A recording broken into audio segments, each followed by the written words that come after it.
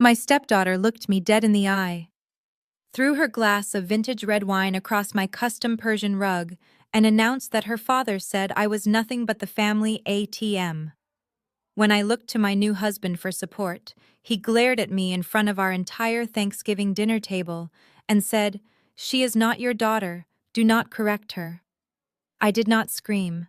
I did not cry. I simply took a sip of my bourbon, smiled, and said fine. By sunrise, her luxury SUV was towed, her unlimited black card was declined, and her $60,000 college tuition was entirely revoked. He was right. I was not her mother. But I was about to teach her a lesson her mother never did. Before I continue this story, let me know where you are watching from in the comments below. Hit like and subscribe if you have ever had to remind an entitled person exactly whose house they are living in. My name is Nia, and at 42 years old, I had built a wealth management empire in Atlanta from absolutely nothing. I was a self-made woman who knew the value of every single dollar I earned. My husband Marcus, on the other hand, was a 46-year-old public relations director who carried himself like a billionaire, completely funded by my bank accounts. When we married 2 years ago, I knew he had a daughter from a previous relationship. Chloe was 19, a sophomore at the Savannah College of Art and Design, and possessed a level of arrogance that could only be cultivated by a father who never told her no. I had spent the last 2 years trying to build a bridge with her, paying for her designer clothes, her luxury vacations, and her expensive education. I thought my generosity would buy her respect. Instead, it only bought her contempt. Only bought. The breaking point happened during our Thanksgiving dinner. I had gone all out for the holiday, hiring a private chef to cater a spectacular meal at my $4 million estate in Buckhead. The dining room was picture perfect. Crystal glasses caught the light from the modern chandeliers, and the long mahogany table was covered in an elaborate feast. Marcus was sitting at the head of the table pouring expensive wine that I had paid for, acting like the king of a castle he did not own. Sitting to his right was Chloe, scrolling on her phone with a bored expression, ignoring the beautiful truffle-roasted turkey the chef had just placed in the center of the table. Chloe picked up her silver fork, poked at the turkey on her plate, and let out a loud, exaggerated sigh. She dropped the fork so hard it clattered against the fine china. "I cannot eat this," she announced, rolling her eyes. "The turkey is completely dry, and I specifically asked for vegan options." "The chef is right there," I reminded her gently, keeping my voice low. "He prepared a massive spread of roasted vegetables and a specialized vegan roast just for you. There at the other end of the table." She scoffed, crossing her arms over her chest. "Whatever. I am not hungry anyway. I actually have something more important to talk about." She turned her entire body toward Marcus, completely ignoring my presence. "Dad, I found the perfect 2-bedroom condo in the center of Buckhead. It has floor-to-ceiling windows and a rooftop pool. I told the realtor we would put the down payment on it by Monday. It is the perfect coming-of-age gift for me, do not you think?" I set my wineglass down, the crisp sound drawing the attention of the few extended family members who were dining with us. "Chloe," I began, keeping my tone perfectly measured. "We are not buying you a luxury condo. You are currently living in a beautiful campus apartment that is fully paid for." Chloe whipped her head toward me, her eyes flashing with instant hostility.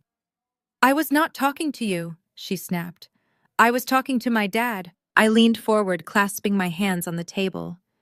"And your dad is not the one who writes the checks. You are currently failing 2 of your core classes. Your credit card statement last month was over $12,000, mostly spent on designer handbags and club VIP tables. You have not shown the maturity to handle the responsibilities you already have, let alone a multi-million-dollar piece of real estate." The dining room went completely silent. The only sound was the soft jazz music playing from the hidden speakers. Chloe stared at me, her chest heaving with indignation. She was not used to hearing the word no. Marcus had always coddled her, smoothing over her failures, and demanding that I fund her whims to keep the peace in our marriage. But I was done keeping a peace that cost me my self-respect. "You cannot tell me what to do!" Chloe raised her voice, her face twisting with pure entitlement. You are just a stuck-up controlling woman who thinks money can buy people. You are not my mother. I am not your mother, I agreed calmly. But I am the person funding your entire existence. If you want to speak to me with such disrespect, you can do it from outside of my house. That was when the dam broke. Chloe stood up so fast her chair scraped violently against the hardwood floor. She grabbed her full glass of vintage red wine and hurled the contents straight across the table. The dark red liquid splashed over the white floral centerpieces and soaked right into the center of my custom Persian rug. My dad says you are just the gold mine of this house, she screamed, pointing a manicured finger right at my face. You are just a walking ATM. You have no right to give orders to anyone here. You are lucky my dad even married you. I did not wipe the few drops of wine that had splashed onto my sleeve. I slowly turned my gaze to Marcus. I waited for him to stand up. I waited for him to reprimand his spoiled daughter. I waited for the man I married to act like a partner, to defend his wife in her own home, to draw a line that his child could not cross. Marcus slowly put his napkin on the table. He did not look at the ruined rug. He did not look at Chloe. He looked directly at me, his jaw clenched in anger. She is not your daughter, he said, his voice dripping with venom. Do not correct her. You embarrassed her in front of everyone. Just write the check for the condo and stop causing so much drama over money. The air in the room felt suddenly very thin. The betrayal did not just sting, it burned. He had just validated every terrible thing his daughter had said. He had publicly humiliated me in front of his family, and the staff confirming that to him my only value was my bank account. He expected me to bow my head to apologize for being too aggressive to open my wallet and buy their forgiveness. Instead, I felt a deep, overwhelming sense of absolute clarity. The illusion of my marriage evaporated in an instant, leaving behind the cold, hard truth. I was surrounded by parasites. I looked at Marcus, then at Chloe, who was smirking triumphantly, believing she had just won the ultimate victory. I picked up my napkin, dabbed the corner of my mouth, and smiled. It was a flawless, terrifyingly calm smile. Fine, I said. Just that one word. Fine. I pushed my chair back, stood up with perfect posture, and walked out of the dining room without another glance. I heard Marcus sigh loudly behind me, telling the guests to ignore my attitude, assuring them that I would calm down and open my checkbook by morning. He was so tragically mistaken. I walked up the sweeping staircase to my master's suite and locked the door behind me. I walked straight to my home office and opened my laptop. The glow of the screen illuminated my face in the dark room. I logged into my primary wealth management portal. I did not cry. My hands did not shake. I operated with the surgical precision of a woman who had just realized she needed to cut out a tumor. First, I navigated to the authorized users on my Platinum credit account. I located Chloe's name. With one click, her spending limit dropped to 0. The card was permanently locked. Next, I opened the university billing portal. The $60,000 tuition payment for her upcoming semester was scheduled to process on Monday. I canceled the transaction. Finally, I contacted the private towing company I used for my corporate properties. I typed out a quick, decisive order to have the Range Rover parked in my driveway, which was registered solely to my limited liability company, towed and secured at a private lot before sunrise. I closed my laptop and poured myself a glass of expensive bourbon. As I looked out the window at the city lights of Atlanta, I took a slow sip. Marcus and Chloe thought they could treat me like a bank while disrespecting me in my own home. They thought my money was their birthright. But they were about to wake up to a very harsh reality. The gold mine was officially closed and the game had just begun. My 19-year-old stepdaughter looked me dead in the eye, threw a full glass of vintage red wine across my custom Persian rug, and announced that her father said I was nothing but the family ATM. When I looked to the man I married for support, he glared at me in front of our entire Thanksgiving dinner table and said, "She is not your daughter. Do not correct her." I did not scream. I did not cry. I simply took a sip of my bourbon, smiled, and said fine. By sunrise, her luxury SUV was towed, her unlimited black card was declined, and her $60,000 college tuition was entirely revoked. He was right. I was not her mother.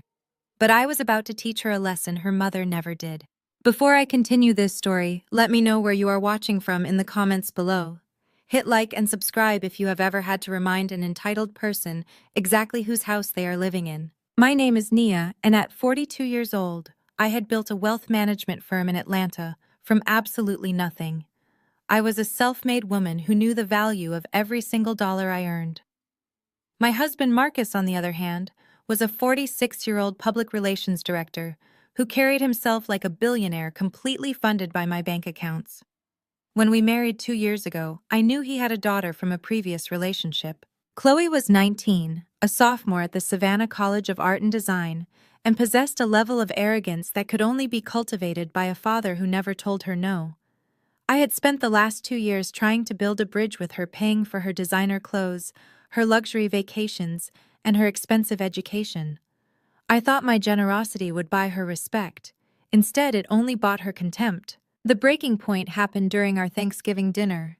I had gone all out for the holiday, hiring a private chef to cater a spectacular meal at my $4 million estate in Buckhead. The dining room was picture perfect.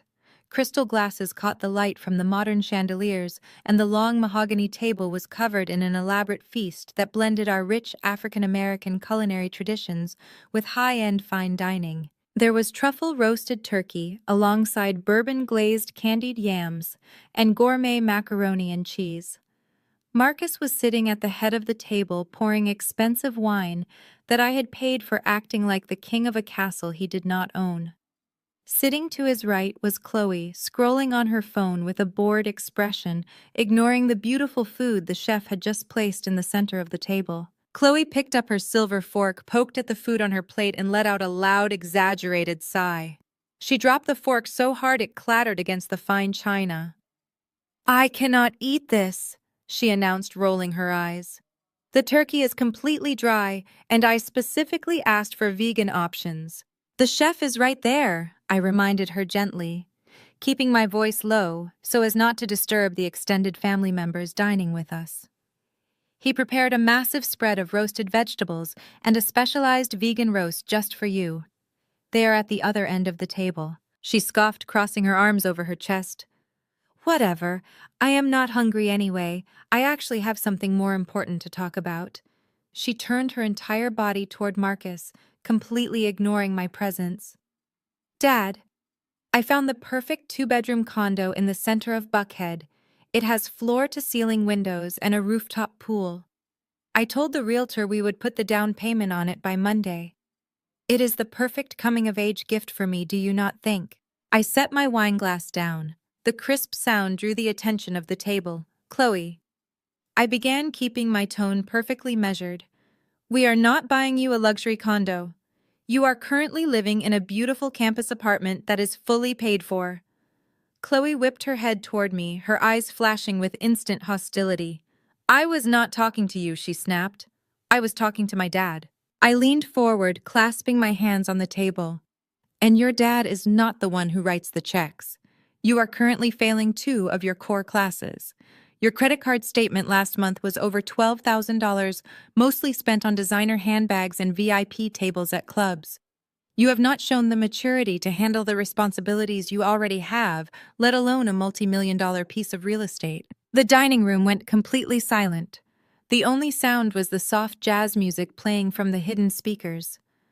Chloe stared at me, her chest heaving with indignation. She was not used to hearing the word no. Marcus had always coddled her, smoothing over her failures and demanding that I fund her whims to keep the peace in our marriage. But I was done keeping a peace that cost me my self-respect. "You cannot tell me what to do." Chloe raised her voice, her face twisting with pure entitlement. "You are just a controlling woman who thinks money can buy people. You are not my mother." "I am not your mother," I agreed calmly. "But I am the person funding your entire existence. If you want to speak to me with such disrespect, you can do it from outside of my house." That was when the dam broke. Chloe stood up so fast her chair scraped violently against the hardwood floor. She grabbed her full glass of vintage red wine and hurled the contents straight across the table.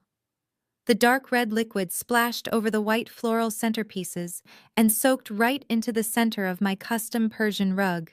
My dad says you are just the gold mine of this house, she screamed, pointing a manicured finger right at my face. You are just a walking ATM. You have no right to give orders to anyone here. You are lucky my dad even married you. I did not wipe the few drops of wine that had splashed onto my sleeve.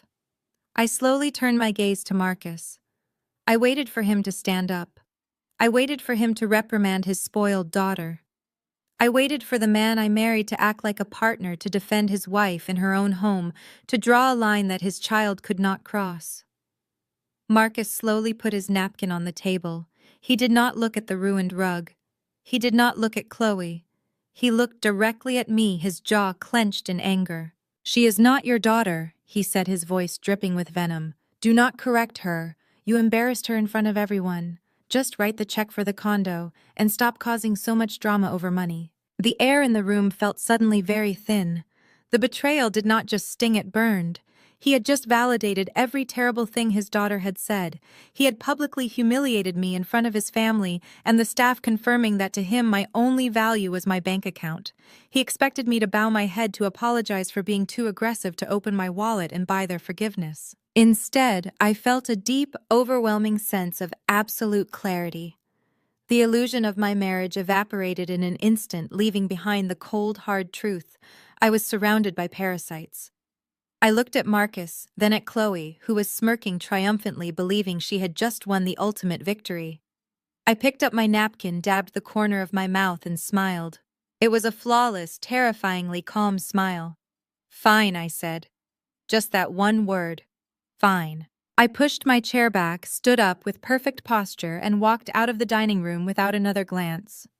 I heard Marcus sigh loudly behind me, telling the guests to ignore my attitude, assuring them that I would calm down and open my checkbook by morning.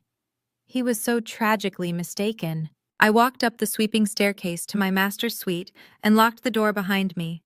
I walked straight to my home office and opened my laptop. The glow of the screen illuminated my face in the dark room.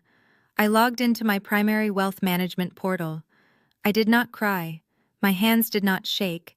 I operated with the surgical precision of a woman who had just realized she needed to cut out a tumor. First, I navigated to the authorized users on my Platinum credit account. I located Chloe's name. With one click, her spending limit dropped to 0. The card was permanently locked. Next, I opened the university billing portal. The $60,000 tuition payment for her upcoming semester was scheduled to process on Monday. I canceled the transaction. Finally, I contacted the private towing company I used for my corporate properties. I typed out a quick, decisive order to have the Range Rover parked in my driveway, which was registered solely to my limited liability company, towed and secured at a private lot before sunrise. I closed my laptop and poured myself a glass of expensive bourbon. As I looked out the window at the city lights of Atlanta, I took a slow sip. Marcus and Chloe thought they could treat me like a bank while disrespecting me in my own home. They thought my money was their birthright, but they were about to wake up to a very harsh reality. The gold mine was officially closed, and the game had just begun. Dawn broke over Buckhead with the crisp chill of a late November morning. The serene silence of my estate was suddenly and violently shattered by a high-pitched scream echoing from the front courtyard. I sat perfectly still at my mahogany desk, taking a slow sip of my freshly brewed espresso. Through the floor-to-ceiling windows of my home office, I had a perfect view of the driveway. A heavy-duty commercial tow truck was currently securing the front wheels of a pristine white Range Rover. Chloe was running down the front steps in her silk pajamas, completely barefoot on the cold stone pavers. She was waving her arms frantically at the driver, her face twisted in a mask of pure hysteria. The driver, a professional contractor I used exclusively for my corporate properties, simply handed her a printed dispatch slip through his rolled-down window and drove away. The massive diesel engine roared to life, pulling Chloe's favorite status symbol out of the iron gates and down the street. The show was just beginning. Heavy, furious footsteps thundered up the sweeping staircase. Marcus did not bother to knock. He slammed his fist against the heavy oak door of my office before kicking it open. He stood in the doorframe breathless, his face flushed a deep, angry red. He was wearing his expensive cashmere sweatpants, his usual carefully groomed public relations image completely abandoned. "What the hell is wrong with you?" Marcus roared, stepping into my office and slamming his hands flat on my desk. "Did you just have my daughter's car stolen from our driveway? Call them right now. Call them and tell them to bring it back before I call the police and have you arrested for grand theft." I did not flinch. I did not raise my voice. I simply placed my espresso cup on its saucer and looked up at him with absolute calm. "You can certainly call the police, Marcus. In fact, I encourage you to do so. Let us invite the Atlanta Police Department into our home so I can show them exactly who owns that vehicle." I opened the top drawer of my desk and pulled out a sleek black folder. I tossed it onto the center of the desk right between his white-knuckled hands. "Open it," I instructed. Marcus snatched the folder, his eyes darting across the documents inside. His face went from red to a sickly shade of gray in a matter of seconds. Inside was the vehicle registration, the title, and the insurance paperwork. "As you can clearly read," I said, leaning back in my leather chair, "that vehicle is not registered to Chloe. It is not registered to you. It is registered exclusively to Nia and Company Wealth Management, my limited liability corporation. It is a company asset. Since Chloe decided to remind me last night that she is not my daughter, and that I have absolutely no authority over her, I realized it was highly inappropriate for a non-employee and non-relative to be driving a company vehicle. I merely ordered a corporate asset retrieval." Marcus threw the folder back onto the desk, his chest heaving. "You are being a vindictive, petty woman. She is a 19-year-old girl. You embarrassed her at dinner, and now you are trying to ruin her life because of a spilled glass of wine." "It was not a spilled glass of wine, Marcus. It was a declaration of your profound disrespect." I stood up, smoothing the front of my tailored trousers. I walked around the desk until I was standing merely inches away from him. "When you looked at me at that dinner table and told me not to correct her, you made the rules of this house very clear. You drew a line in the sand. You established that I am just a wallet with a heartbeat. Well, today the wallet is closed." Suddenly, Chloe burst into the office. She was sobbing uncontrollably, clutching her phone in one hand and her sleek metal credit card in the other. "Dad," she wailed, rushing to stand behind Marcus. "The towing guy would not listen to me. And when I tried to order an Uber to go to campus, my card was declined. I checked my student portal to see if there was a glitch, and my winter semester tuition has been reversed. I am going to be dropped from my classes on Monday." Marcus turned to me, his eyes wide with a mixture of disbelief and panic. "You canceled her tuition. You locked her card, Nia. You have gone entirely too far. Turn her card back on immediately. I am your husband, and I am telling you to fix this." I let out a soft, dry laugh. "You are my husband, Marcus. But you seem to have a severe misunderstanding of what that title entails. You stepped into this marriage 2 years ago with a leased sedan, a mountain of credit card debt from trying to keep up appearances in your public relations circles, and an entitled teenager who treats everyone like the help. I paid off your debts. I upgraded your wardrobe. I moved you into a $4 million estate that I bought with cash before I even met you. You brought absolutely nothing to this financial partnership except liabilities." Marcus opened his mouth to argue, but I raised my hand, silencing him instantly. "The black card your daughter is crying over, primary account holder is Nia Dubois. The bank account that pays for her overpriced art supplies, funded by my investment dividends. You demanded that I not act like her mother. I am simply following your instructions. I am acting like a financial institution, and right now Chloe is a terrible investment. Her funding has been officially cut." Chloe gasped, tears streaming down her face as she looked at her father. "Dad, do something. Make her turn it back on. I cannot be seen riding the public bus to SCAD. Everyone will laugh at me." Marcus looked at his crying daughter, then looked at me. His usual smooth, charming demeanor was completely shattered. The facade of the powerful, providing patriarch had been stripped away, leaving only a desperate man who realized he had zero leverage. But his pride was too massive to admit defeat. Instead of apologizing, he chose to double down on his arrogance. "You think having money makes you God?" Marcus snarled, pointing a trembling finger at my face. "You think you can treat my blood like garbage just because your name is on the deed to this house? You are an arrogant, bitter woman. You have no idea what family means. I am not going to let you abuse my daughter. I crossed my arms and tilted my head. Then provide for her, Marcus. If you are the man of the house, pull out your own credit card. Pay her $60,000 tuition. Go buy her a new Range Rover. Go ahead. Be the father you claim to be. He swallowed hard. We both knew his bank account balance could barely cover a weekend trip to Miami, let alone his daughter's extravagant lifestyle. The silence in the room was deafening. He had no money, no power, and absolutely no ground to stand on. Marcus took a step back, his eyes narrowing with a toxic, desperate kind of hatred. You think you have won because you control the bank accounts. We will see about that. You need to be taught some respect for your husband. Let us see what my family has to say about your psychotic behavior. He pulled his phone out of his sweatpants pocket and aggressively swiped across the screen. I am calling Jamal and Becky right now.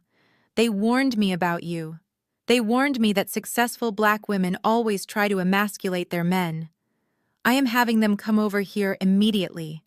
We are going to have a family meeting, and you are going to sit down, shut up, and learn your place in my family. He grabbed Chloe by the arm and stormed out of my office, shouting into his phone as he descended the stairs, complaining to his brother about my sudden, inexplicable cruelty. I stood in my office alone, listening to his frantic voice echo through the grand foyer. I did not feel threatened. I felt invigorated. He was calling his brother Jamal, a man whose failed startup was secretly being kept afloat by Marcus, and his white sister-in-law Becky, a woman who specialized in passive-aggressive racism and fake smiles. They were coming to my house to put me in my place. I walked over to my desk, picked up my espresso, and took another sip. The coffee was still warm.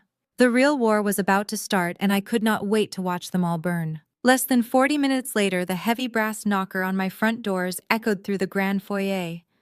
Marcus practically sprinted from the kitchen to open it, welcoming his reinforcements. I remained seated in my home office for a few more minutes, taking my time. Let them wait, let them stew in their self-righteous indignation. When I finally descended the sweeping glass staircase, I found them assembled in my formal living room like a tribunal. Marcus was pacing back and forth across the imported silk rug, running his hands over his face to appear exasperated and victimized. Sitting on the plush velvet sofa was his younger brother Jamal.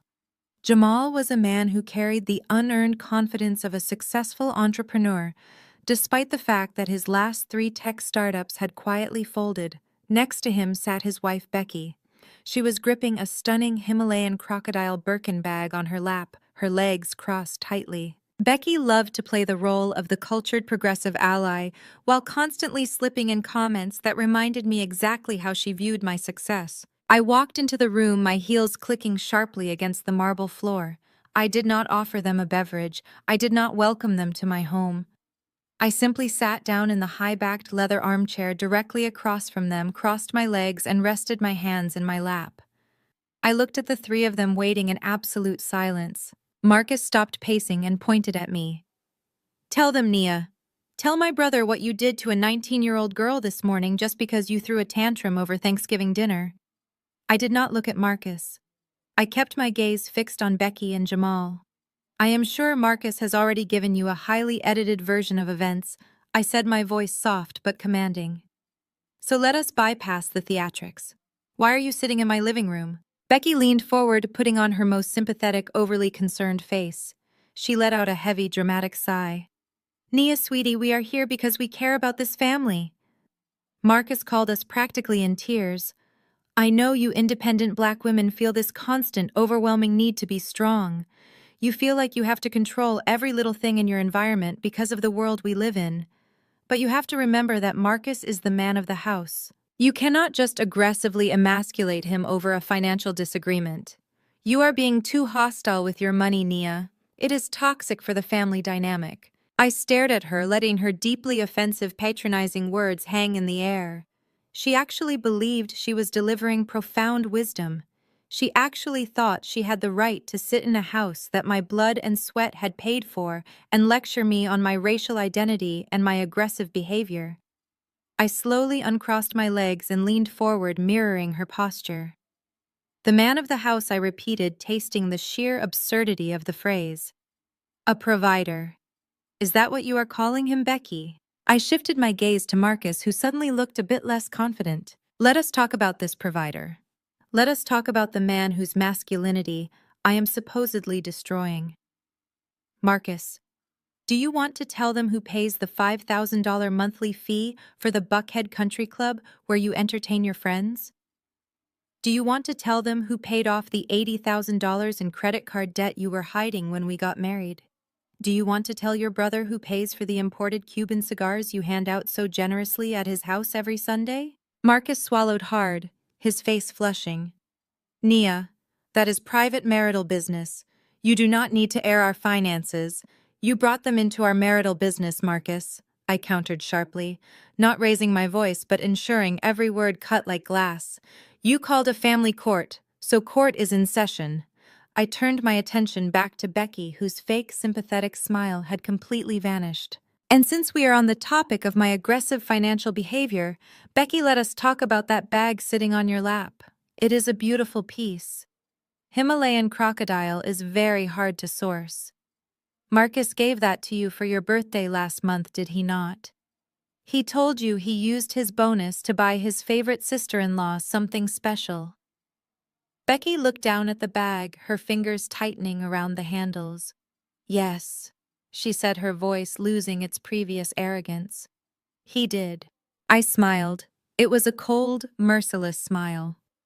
Marcus does not get bonuses, Becky. His public relations firm has not paid out bonuses in 2 years. He bought that $40,000 bag using his supplementary American Express card, the card that is linked directly to my primary wealth management account. The bill came to my desk 3 weeks ago.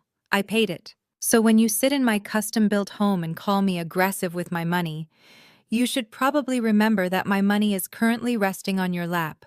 I bought you that bag, Becky. You are welcome. Jamal jumped up from the sofa, his face contorted with rage.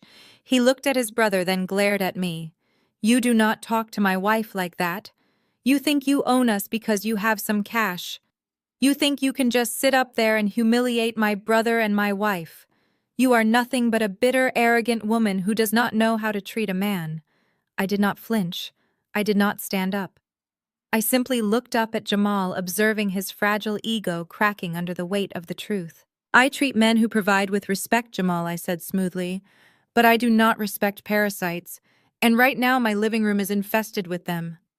You disrespectful. Jamal took a step toward me, raising his voice, his fists clenched at his sides. I am not going to stand here and let you talk down to my family.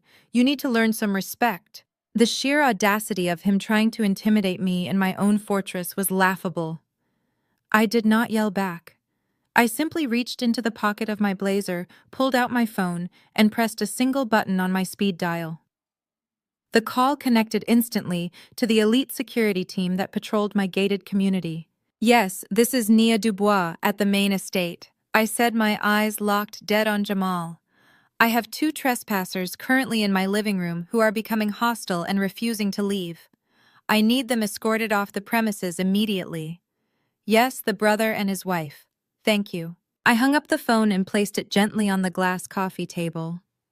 They will be here in less than 60 seconds, I informed them. I suggest you start walking toward the door if you want to avoid the embarrassment of being physically removed in front of the neighbors. Becky stood up, her face pale, grabbing Jamal by the arm. Jamal, let us go. She is crazy. She is actually crazy. Jamal glared at me, breathing heavily, but he allowed his wife to pull him toward the grand foyer. Marcus ran his hands over his bald head, looking between his retreating family and me. He was backed into a corner, and instead of admitting defeat, he chose the only weapon he thought he had left: his absence. He pointed a shaking finger at me. You are sick, Nia. You are completely out of control. I am not staying here to be treated like an inmate.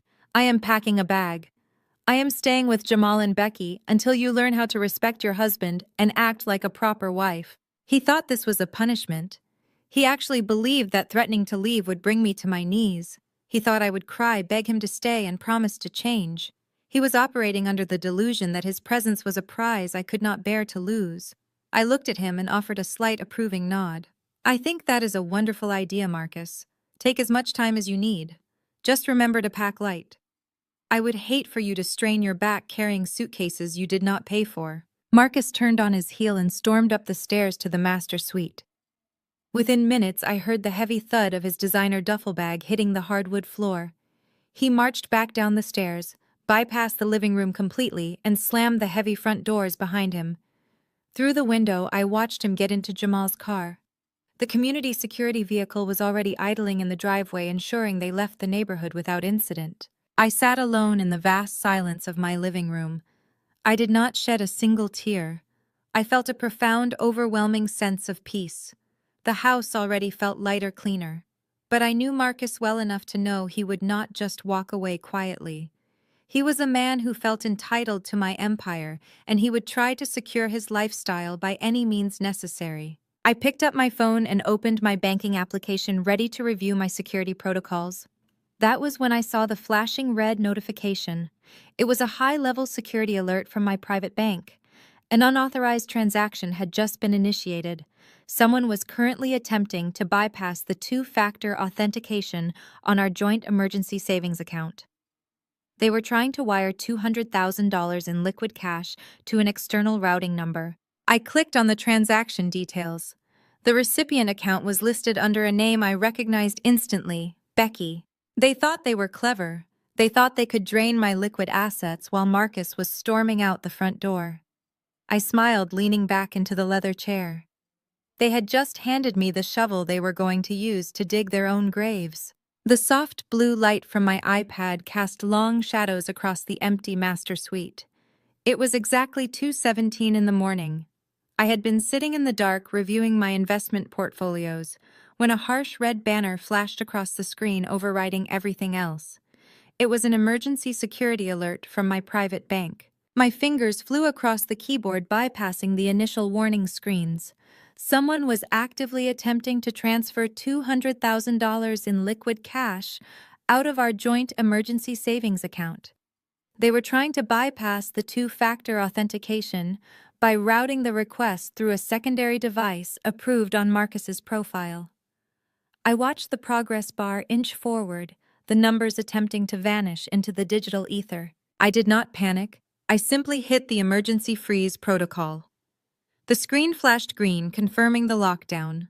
I had designed the security architecture of my account specifically for situations like this. The money was safe, but the real revelation was in the transaction details. I traced the IP address of the request. It originated from the luxury condo complex where Jamal and Becky lived, and the beneficiary account was not a standard checking account. It was a business holding account registered under the name Jamal and Becky Ventures. Marcus was not just trying to steal from me, he was actively trying to siphon my wealth into his brother's failing business to hide it before filing for a divorce. He actually thought he could drain my liquid assets in the middle of the night while hiding under his brother's roof. He was operating with the desperate, sloppy logic of a man who realized his golden goose had just flown away. I set the iPad down on the nightstand. The silence in the room was absolute. They thought I was just a wealthy wife they could manipulate. They did not understand that I built my wealth by seeing patterns, by identifying risks, and by ruthlessly eliminating liabilities. Marcus had just proven he was the biggest liability of all. By sunrise, I was fully dressed and standing in my home office. I did not bother with coffee. I picked up my phone and dialed a private number. The call was answered on the second ring by Elias, the head of my internal auditing team. Elias. I said, my voice crisp and businesslike. We have a situation. I need a full forensic audit on every joint account, every supplementary card, and every business expense linked to Marcus Dubois. Go back exactly 3 years. Leave no stone unturned. I want to know where every single cent of my money has gone. Elias did not ask questions. He simply agreed and promised a preliminary report by the end of the day. I ended the call and walked to the window, looking out over the manicured lawns of my estate. The morning air was crisp, but I felt a burning heat inside me. Marcus had underestimated me. He had underestimated my intelligence, my resources, and my capacity for vengeance. He thought he could outsmart me in a game I had written the rules for, but I was about to show him exactly what happens when you try to steal from the house. The game had shifted. It was no longer just about teaching Chloe a lesson. It was about dismantling the entire parasitic network Marcus had built around me, and I was going to enjoy every single second of it. Walking into my Buckhead high-rise office felt different that morning. Usually, I stepped off the private elevator with my mind focused on global markets and client portfolios. Today, I was stepping onto a battlefield. My firm occupied the top 3 floors of a gleaming glass tower, a physical manifestation of the blood, sweat, and intellect I had poured into my career over the last 2 decades. As I walked past the reception desk, the sleek, modern lines of the office and the quiet hum of extreme wealth creation grounded me. This was my domain. No one could take this from me. Elias was already waiting in the glass-walled conference room when I arrived. He did not offer a polite good morning. He knew me too well for that. He simply pushed a thick leather-bound folder across the polished mahogany table. His face was a mask of professional grimness, but his eyes betrayed a deep disgust. I sat down, smoothing my skirt, and opened the folder. The numbers stared back at me, black ink outlining the ultimate betrayal. I had expected to find Marcus secretly funding Chloe, or perhaps hiding money in a private account for a rainy day. What Elias uncovered was a highly orchestrated parasitic network that extended far beyond a spoiled teenager. Marcus had not just been siphoning my wealth. He had been actively funding the very people who sat in my living room and disrespected me. "Look at the highlighted transactions from the second quarter," Elias said, pointing to a spreadsheet. Marcus claimed he lost $250,000 in a decentralized finance venture. He played the victim perfectly, telling you it was a bad market turn. I remembered that month. I had consoled him. I had told him that investments carry risk and covered his share of our household expenses so he would not feel emasculated by the loss. "The money never touched the market," Elias continued. "It was routed through a holding company in Delaware and immediately wired into the business accounts of Jamal and Becky Ventures." I turned the page, feeling the air in the room grow thin. Jamal had spent the last 3 years bragging at every family gathering about his innovative tech startup. He paraded around in designer suits, acting like a visionary entrepreneur on the verge of a massive breakthrough. The reality was laid bare on the paper in front of me. The startup had zero actual revenue, zero legitimate clients. Its entire operational budget came from the money Marcus stole from my accounts under the guise of failed investments. I had been paying for Jamal to play the role of a successful businessman. And then there was Becky, the woman who had the audacity to sit on my sofa and lecture me about the angry black woman trope, the woman who told me I was too aggressive with my finances. Elias handed me a separate file containing the tax returns and bank statements for Southern Elegance, the high-end fashion boutique Becky owned. For 4 years, Becky had maintained the illusion of being a thriving business owner. She hosted lavish opening parties and patronized minority-owned businesses with an air of white saviorism that always made my skin crawl. The audit revealed that Southern Elegance had been hemorrhaging cash since day one. It was a glorified vanity project. When the store faced eviction last year, Marcus had forged my digital signature on a corporate guarantee, allowing him to secure a $500,000 business loan against my firm to bail her out. He had used my name, my credit, and my life's work to keep his sister-in-law from facing the consequences of her own financial incompetence. I sat back in my chair, letting the magnitude of the theft wash over me. They had constructed an entire reality built on my back. Jamal's unearned confidence, Becky's patronizing microaggressions, Marcus's false pride, all of it was funded by the very woman they actively tried to diminish. They despised my strength but happily lived off the fruits of it. Elias watched me, waiting for the explosion. He expected me to scream, to throw the files, to call the police immediately. But I did not feel anger. I felt a cold, sharp focus that eclipsed any emotional reaction. I was a surgeon examining a tumor that had spread throughout a vital organ. The only logical response was excision. "Do you want me to contact the authorities?" Elias asked quietly. "This is corporate fraud, wire fraud, and grand larceny. We can have Marcus arrested before lunch." I shook my head slowly, closing the folder. "No. If we arrest him now, he gets to play the victim. He will spin a story about a wealthy, vindictive wife destroying him over a misunderstanding. I want to take everything from them first. I want them to feel the exact moment the ground disappears from beneath their feet. I reached into my briefcase and pulled out a stack of authorization forms. I slid them across the table to Elias. I need you to contact Harrison and Vance, the most aggressive corporate liquidators and debt collection attorneys in Atlanta. Since Marcus forged my corporate guarantee for Becky's boutique, that means my firm legally holds the debt.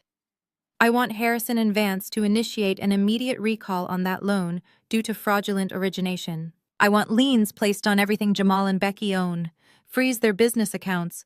I want the oxygen cut off completely. Elias took the forms, a slow smile spreading across his face. Consider it done.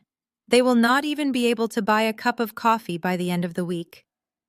As for Marcus, I continued standing up from the table. Let him believe his little emergency transfer went through. Keep the error message ambiguous. I want him to feel safe for just a few more days while we set the final trap. I left the office feeling lighter than I had in years. The betrayal was staggering, but the power I held in my hands was absolute. I instructed my executive assistant to book a first-class flight to London for a fictitious corporate merger and to ensure Marcus received the itinerary. I packed a large designer suitcase, had my driver loaded into the town car, and made a very public exit from my estate. I wanted them to believe the coast was clear. I wanted them to think the angry wife had left the country, giving them free rein to scheme and celebrate. My driver did not take me to the airport. Instead, he dropped me off at the Waldorf Astoria, less than 10 miles away from my neighborhood. I checked into a luxury corner suite under my corporate account. The room offered panoramic views of the city, but my attention was entirely focused on the glowing screen of my phone. I changed into a silk robe, poured a glass of sparkling water, and waited. It did not take long for the rats to come out of the woodwork. Just past 10 o'clock at night, my phone vibrated with a high-priority security notification. My estate was equipped with a state-of-the-art surveillance system that I controlled directly. The alert indicated a breach at the secondary side entrance. I opened the live feed on my phone, watching the crystal-clear night vision camera. Chloe had returned. She had somehow procured a master override code likely given to her by Marcus and had disabled the main alarms. She was not alone. Behind her trailed a procession of at least 30 college students carrying cases of cheap liquor and heavy audio equipment. They poured into my pristine foyer, their muddy shoes trampling over the white marble floors. Chloe stood in the center of my living room, laughing loudly, acting like the queen of the manor. She directed a group of boys to move my custom Italian sofas to make room for a makeshift dance floor. I watched as they carelessly shoved a priceless mahogany side table against the wall, scratching the paint. I switched the camera view to the formal dining room. A group of girls had already set up a massive liquor station right on top of the dining table where the Thanksgiving disaster had occurred just days prior. They were pouring sticky, colorful drinks, laughing and taking photos for social media. Chloe walked into the frame holding a bottle of vodka. But it was not the alcohol that caught my attention. It was what she was wearing around her neck. My breath caught in my throat. Resting against Chloe's chest, catching the light of the chandeliers, was a triple-strand vintage pearl necklace. It was a flawless antique piece, the only physical heirloom my late grandmother had left me before she passed away. I kept it locked in a hidden safe inside my master closet, a safe that Marcus clearly knew how to open. He had not just given his daughter access to my home while I was supposedly out of the country. He had given her access to my most sacred personal possessions to play dress-up for her friends. The sheer audacity of the violation washed over me, replacing the cold calculation with a burning primal fury. Chloe climbed onto my velvet sofa, swaying to the heavy bass that was vibrating through my house, raising the bottle of vodka in the air as her friends cheered. She felt untouchable. She believed she had won the house, the wealth, the lifestyle. I did not yell at the screen. I did not shed a tear over the pearls. I calmly picked up my hotel room phone and dialed the direct line for the local police precinct. I bypassed the standard emergency dispatch, using a contact I had established through my community board. Yes, this is Nia Dubois, the homeowner of the estate on West Paces Ferry. I said, my voice completely devoid of emotion. I am currently out of town on business, and my security system has just alerted me to a massive break-in. There are dozens of unauthorized individuals destroying my property. Furthermore, I can clearly see one of the intruders wearing a piece of antique jewelry stolen from my personal safe, valued at over $150,000. I need squad cars dispatched immediately. I want full charges pressed for breaking and entering, vandalism, and grand larceny. No, there are no authorized guests.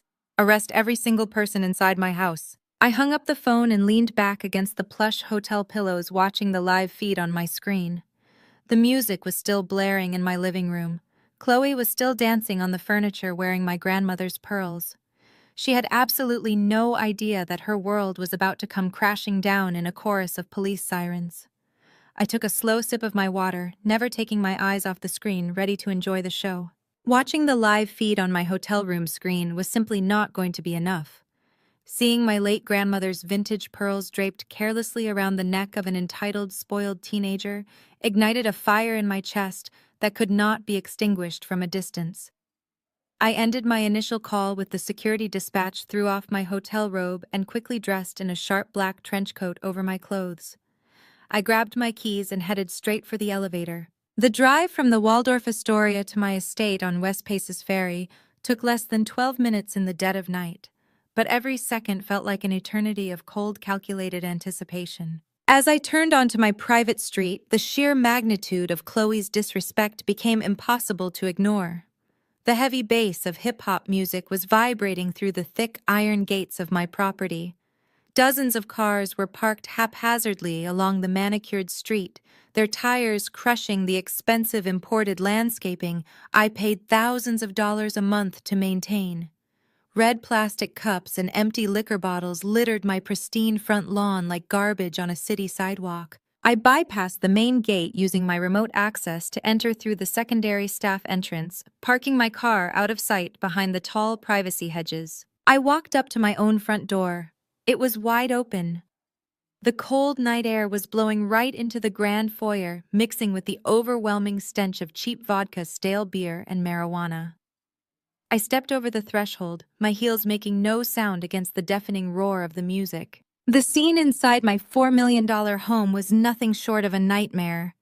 The entryway, paved with imported Italian marble, was coated in a sticky layer of spilled alcohol and mud. A couple of college kids I had never seen before were making out aggressively against the wall, completely oblivious to the fact that their shoulders were rubbing against a priceless original painting by a renowned black artist. I walked past them like a ghost. I was invisible in my own home, surrounded by intruders who thought this was just another frat house venue for their weekend entertainment. I moved into the formal dining room. The custom mahogany table, the very same table where Chloe had thrown her tantrum and Marcus had publicly humiliated me just days prior, was now a makeshift bar. Puddles of sticky mixers and crushed limes were ruining the wood finish. In the corner, a young man was violently throwing up onto the silk drapes, completely ruining the fabric. I did not scream at him. I did not tell him to stop. Every single piece of damaged property was just another dollar amount I was going to legally extract from Marcus and his daughter. I simply kept walking toward the main living room, following the loudest source of the noise. There she was. Chloe was standing right on top of my custom velvet sofa, her shoes digging into the delicate fabric. She held a half-empty bottle of premium tequila in one hand, waving it in the air as her friends cheered her on from the floor. She was completely intoxicated, her hair a messy tangle, her makeup smudged around her eyes. But my gaze bypassed the bottle and locked directly onto her neck. The triple-strand vintage pearl necklace. My grandmother had worked her entire life cleaning houses for wealthy families in the Jim Crow South. She saved every spare penny she ever earned to buy those pearls, a symbol of dignity and elegance that she refused to be denied. She passed them down to my mother, who passed them down to me when I graduated from college. They represented generations of Black female resilient survival and grace. And now, they were being worn as a cheap party accessory by a girl whose entire existence was funded by the very woman she despised. I stepped deeper into the living room, pushing my way through the crowd of sweaty, jumping teenagers. Someone bumped hard into my shoulder, splashing a warm, sticky drink onto my trench coat. I brushed it off my eyes, remaining fixed on Chloe. I walked straight up to the edge of the sofa. "Turn the music off," I said. My voice was not a shout, but the sheer icy authority behind it made the boy standing next to the sound system freeze. He looked at me instantly, recognizing that I was not a party guest. He scrambled to hit the power button. The heavy bass cut out abruptly, leaving a ringing silence in the massive room, broken only by the confused murmurs of the crowd. Chloe stumbled slightly on the sofa cushions, looking around in annoyance. "Who turned off the music?" she slurred, bringing the tequila bottle down to her side. "I did," I replied, standing directly below her. Chloe looked down, her eyes struggling to focus on my face.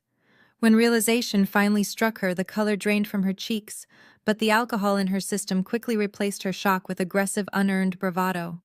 She let out a loud, mocking laugh, looking around at her friends as if I were the punchline to a massive joke. "What are you doing here?" she sneered, pointing the bottle at me. "You are supposed to be in London. Did you forget something? Or did you just come back to check on your little gold mine? You need to step down from that sofa, Chloe," I said, keeping my voice dangerously level. "And you need to take my grandmother's pearls off your neck right this second." Chloe touched the pearls, her fingers wrapping around the delicate silk thread. Instead of taking them off, she gripped them tightly. A wicked, arrogant smile spread across her face. "Why should I?" she taunted, stepping closer to the edge of the sofa to tower over me. "My dad said this is our house now. He said you are going to lose half of everything anyway because you are a bitter, controlling woman. I can do whatever I want in my dad's house." She pulled hard on the necklace to emphasize her point. The old, fragile silk thread could not withstand the violent yank. A sharp snap echoed in the quiet room. The strand broke and dozens of luminous antique pearls cascaded down the front of her shirt, bouncing off the velvet sofa and scattering across the hardwood floor. The sound of those pearls hitting the ground was like glass shattering in my chest. Some of the college kids gasped, sensing the sudden dangerous shift in the atmosphere. They started backing away, realizing they had stepped into a domestic war zone. Chloe looked down at the broken string in her hand, then looked back down at me. She shrugged carelessly, kicking a loose pearl off the cushion with her foot. "Oops," she laughed. "Guess you will just have to buy a new one with all that money you care so much about." A lesser woman would have dragged her off that sofa by her hair. A lesser woman would have screamed, cried, and engaged in a physical brawl with a drunk teenager in front of an audience. But I was not a lesser woman. I was a strategist. I looked at the pearls scattered on the floor, then looked up into Chloe's smug, ignorant eyes. I did not raise a hand. I did not utter a single curse word. I gave her a long, chilling smile and took 2 steps backward. "Enjoy the party, Chloe," I said softly. I turned around and walked out of the living room, leaving her standing on the ruined sofa. I walked through the trashed foyer, stepping over the mud and spilled alcohol, and walked straight out the front door.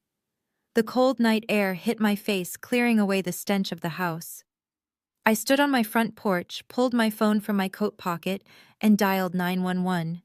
I needed to officially put the final nail in her coffin on the recorded police dispatch line. "Yes, I am the homeowner at the West Paces Ferry Estate," I said clearly into the receiver, watching as the headlights of 3 patrol cars suddenly turned onto my street, their red and blue lights flashing against the trees. "I need to report a massive break-in. There are dozens of underage individuals trespassing, destroying private property, and consuming illegal substances. Furthermore, the ringleader of this break-in has just forcefully vandalized and stolen antique jewelry from my private safe valued at $150,000. The dispatcher asked if I was in a safe location. "I am standing safely outside on the porch," I replied, watching the police cruisers pull into my driveway, blocking the gates so no one could escape. "I will be waiting right here to press full felony charges against every single person inside my house." I ended the call and slipped the phone back into my pocket. The heavy boots of Atlanta police officers hit the pavement, rushing past me toward the open front doors. Panic erupted from inside the mansion. Teenagers were screaming, glass was breaking, and the chaotic sounds of a massive police raid echoed into the night. I stood perfectly still on my porch, wrapping my trench coat tighter around myself against the chill, listening to the beautiful symphony of consequences finally catching up to Marcus's spoiled daughter. The piercing wail of police sirens shattered the quiet exclusivity of West Pace's ferry. Red and blue lights strobed aggressively against the towering white columns of my estate, casting rhythmic neon shadows across my face. I stood on the porch, my hands tucked neatly into the pockets of my trench coat, a statue of absolute composure in the middle of absolute chaos. Dozens of uniformed officers swarmed the property. Teenagers who had been acting like untouchable royalty just minutes ago were now sprinting across the manicured lawns, tripping over their own feet in a desperate bid to escape. The officers corralled them with practiced efficiency, shining harsh flashlights into the faces of the terrified, intoxicated intruders. Then came the main event. Two officers emerged through the grand double doors, practically dragging a thrashing, hysterical Chloe between them. The cold, metallic click of handcuffs, secured behind her back, was the sweetest sound I had heard all year. Her designer silk top was stained with alcohol, and her face was a masterpiece of total humiliation. Thick black streams of mascara ran down her cheeks, ruining her perfect makeup. Her arrogant sneer had been completely erased, replaced by the frantic, breathless panic of a spoiled child who was finally facing the real world. An evidence officer walked out behind them holding a clear plastic bag. Inside the bag rested the broken silk thread and the scattered luminous pearls of my grandmother, the physical proof of grand larceny. Chloe fought against the officer's grip, her bare feet slipping on the wet marble of the front steps. When she looked up and saw me standing there untouched and unbothered, her eyes widened in pure horror. She finally realized this was not a misunderstanding. This was an execution. "You cannot do this to me!" she screamed, her voice cracking as the officers pushed her toward the back of a squad car. "I am Marcus Dubois' daughter. You know who my dad is. Call my dad right now. You evil woman, call my dad." I did not move a single muscle. I just looked at her, letting the flashing police lights paint my face in alternating shades of crimson and blue. "Your father does not own this house," I said, my voice cutting through the noise of the police radios. "And your father does not own the police department. Enjoy your night in the county holding cell, Chloe. I hear the accommodations are significantly less dry than my Thanksgiving turkey." The officer placed his hand on her head, guiding her forcefully into the back of the cruiser. The heavy door slammed shut, cutting off her shrill screams. I watched the squad car back out of my driveway and disappear into the Atlanta night. I took a deep, cleansing breath of the crisp winter air, spoke briefly with the lead detective to confirm I would be pressing maximum charges, and then drove myself back to my luxury suite at the Waldorf Astoria. It was exactly 4:30 in the morning when my hotel room phone began to vibrate violently against the marble nightstand. I was sitting in a plush armchair by the window, wearing a fresh silk robe, a cup of hot chamomile tea resting in my hands. I glanced at the glowing screen. The caller ID flashed Marcus's name in bold, frantic letters. He had found out. I took a slow, deliberate sip of my tea, letting the warm liquid soothe my throat before I pressed accept and put the phone on speaker. "You are a monster," Marcus roared into the receiver. His voice was raw, ragged, and completely unhinged. The smooth, polished tone of the public relations director was completely gone, replaced by the frantic desperation of a cornered animal. "Good morning to you too, Marcus," I replied smoothly, setting my teacup down. "Do not play games with me, Nia," he screamed. I just had to stand in a filthy, freezing bail bondsman office in the middle of downtown Atlanta. I just had to scrape the absolute bottom of my personal checking account to buy my 19-year-old daughter out of a jail cell. She is traumatized. She is covered in bruises from the handcuffs. You threw my little girl into a cage with actual criminals. You are a demon. I leaned back in my chair, looking out at the city lights. Correction, Marcus. I did not throw her anywhere. The Atlanta Police Department placed her exactly where she belonged, after she broke into a highly secured property, vandalized $4 million worth of real estate, and committed grand larceny by destroying an antique necklace valued at $150,000. She is a felon, Marcus. I merely provided the introduction to the justice system. She is a teenager who made a mistake. He yelled, the sound of his heavy breathing echoing through the phone. You did this to punish me. You set her up because you are a bitter, controlling, aggressive woman who cannot stand the fact that I walked out on you. You could have called me. You could have handled this like a mother. I smiled, the sheer hypocrisy of his words validating every single move I had made. I remember a very specific conversation we had in my dining room just a few days ago, Marcus. I remember you looking me dead in the eye and humiliating me in front of your entire family. What were your exact words? Ah, yes. She is not your daughter. Do not correct her. I told you I would respect your wishes as the man of the house. I did not correct her. I let the state of Georgia correct her. You should be thanking me for respecting your boundaries. Marcus let out a guttural sound of pure rage. He was trapped in his own twisted logic, suffocating on the very words he had used to try and diminish me. When a man like Marcus realizes he has no intellectual or moral high ground, he inevitably resorts to brute threats. You think this is funny? He snarled, his voice dropping an octave into a dark, venomous register. You think you can treat my blood like this and just get away with it?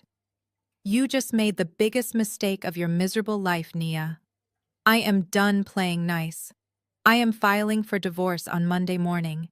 I am taking half of everything you own. This is a marital property state. I am going to get a court order to freeze every single one of your corporate accounts. I am going to bleed your wealth management firm completely dry. By the time my lawyers are done with you, you will be begging me on your knees. You are dead. He was breathing heavily, waiting for me to react. He wanted me to panic. He wanted me to scream back, to beg him to reconsider, to offer a settlement, just to make the nightmare stop. He fundamentally misunderstood the predator he was dealing with. I picked up my teacup, the porcelain clicking softly against the saucer. I am waiting for you, I said. My voice was a soft, deadly whisper. Bring your lawyers, Marcus. Bring the court orders. Bring every single threat you have. I promise you I will be waiting. I pressed the red button, cutting the call dead. The silence in the luxury suite washed over me, thick and deeply satisfying. He actually thought he could bankrupt me. He actually believed his threats carried weight. I set the tea aside and pulled my laptop onto my lap. I woke up the screen and bypassed the biometric security check. My desktop was clean, organized, and perfectly clear, except for one highly encrypted folder sitting directly in the center of the screen. I moved the cursor over the icon. The file was named Distressed Asset Acquisition and Debt Consolidation. I double-clicked the folder. Dozens of financial documents, property deeds, and commercial loan agreements populated the screen. Every single one of them represented the financial lifeblood of Marcus's family. I scrolled through the records, a cold, triumphant smile spreading across my face. Marcus thought he was going to war, completely unaware that he had already surrendered his weapons, his armor, and his kingdom to me years ago. Let him file his papers. Let his white sister-in-law cry on the internet. Let them dig the hole as deep as they possibly could.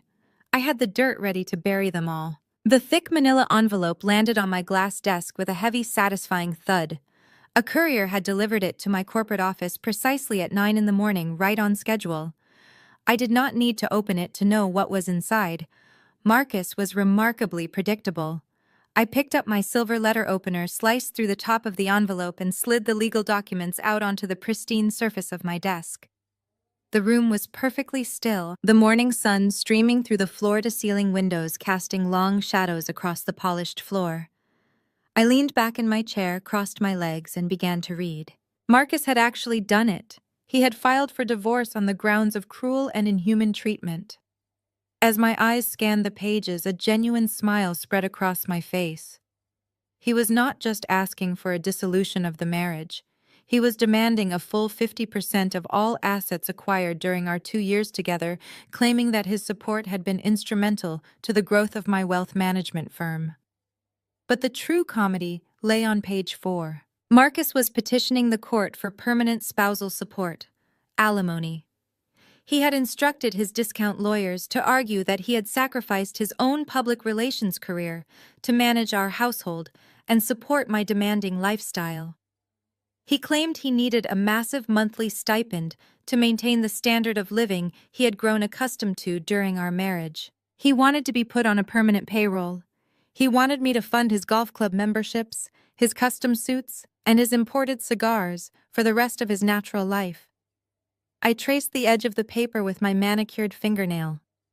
The sheer, unadulterated audacity of a man who brought nothing but debt into my life, now demanding to leave with half of my empire, was astounding. He truly believed the law would protect his parasitic lifestyle. He thought the court would look at a successful black woman and automatically force her to empty her pockets for a man who refused to provide for himself. Before I could even forward the documents to my legal team, my phone began to vibrate violently against the glass desk. It was not a call. It was a rapid, non-stop flood of notifications. Alerts from Instagram tags on TikTok and urgent messages from my corporate communications department. I tapped the screen and opened the first link my lead publicist had sent me. It was a video from Becky. She was sitting in her lavishly decorated living room, dressed in an oversized, neutral-colored sweater, designed to make her look small, fragile, and deeply distressed. She had perfectly executed the performance. Her blonde hair was slightly messy, her face was completely bare of makeup, and her eyes were red and puffy. She stared directly into the camera, letting out a shaky, dramatic breath before she began to speak. "I never thought I would have to make a video like this," Becky said, her voice trembling with manufactured emotion. "But my family is under attack, and I do not know where else to turn. My 19-year-old niece spent the night in a freezing jail cell because of a vindictive, aggressive woman who thinks her money gives her the right to destroy people." I watched the screen, my face entirely impassive. Becky was weaponizing her tears, leaning heavily into every dangerous stereotype society held about wealthy, powerful black women. She painted a picture of a tyrannical, hostile billionaire who had moved into their loving family and systematically tried to break their spirit. She described Chloe not as a vandal or a thief who stole a priceless antique, but as a traumatized teenager who made a tiny mistake and was punished with maximum malicious force. We welcomed her into our family with open arms. Becky cried, wiping a single, perfectly timed tear from her cheek. We tried to understand her culture. We tried to support her demanding career. But she just uses her wealth to bully and intimidate us. She cut off a teenage girl's college tuition overnight. She threw my brother-in-law out on the street. She is trying to ruin us just because we dared to ask for basic respect. Please share this video. We need help standing up to this kind of toxic, unchecked financial abuse. The video had been posted less than 2 hours ago, and it already had over 1 million views. The comment section was a roaring fire of public outrage. Thousands of strangers were tearing me apart, calling for my businesses to be boycotted, demanding that I be investigated, labeling me a monster who abused a poor, defenseless blended family. Becky had successfully activated the internet outrage machine. She had cast herself and Chloe as the innocent victims of a heartless corporate tyrant. My office door swung open, and my director of public relations, a sharp, fiercely protective woman named Sarah, rushed into the room. She was clutching a tablet, her face tight with panic. "Nia, we need to issue a statement immediately," Sarah said, dropping the tablet onto my desk. "Becky's video is going viral across every major platform. Several digital news outlets are already picking up the story. They are framing this as a massive domestic abuse and financial control scandal. We need to release the police report. We need to show them the footage of Chloe destroying the house and stealing your grandmother's pearls. We have to shut this narrative down before it impacts our institutional investors." I looked at Sarah, then down at the paused video of Becky crying on my screen. I reached out and gently closed my laptop. "We are not releasing anything, Sarah," I said, my voice smooth and perfectly calm. Sarah stared at me, completely stunned. "Nia, they are slaughtering your reputation online. They are calling you a predator. If we do not fight back right now, people will believe her." "Let them believe her," I replied, standing up and walking over to the floor-to-ceiling window. Never fight a pig in the mud, Sarah. You both get dirty, but the pig actually likes it. Becky wants me to issue a frantic, angry statement. She wants me to go on the defensive because it will only validate her claim that I am an aggressive, hostile woman. She wants a public war. I'm not going to give her one. But the brand, Sarah protested, stepping closer. The brand is bulletproof, I assured her.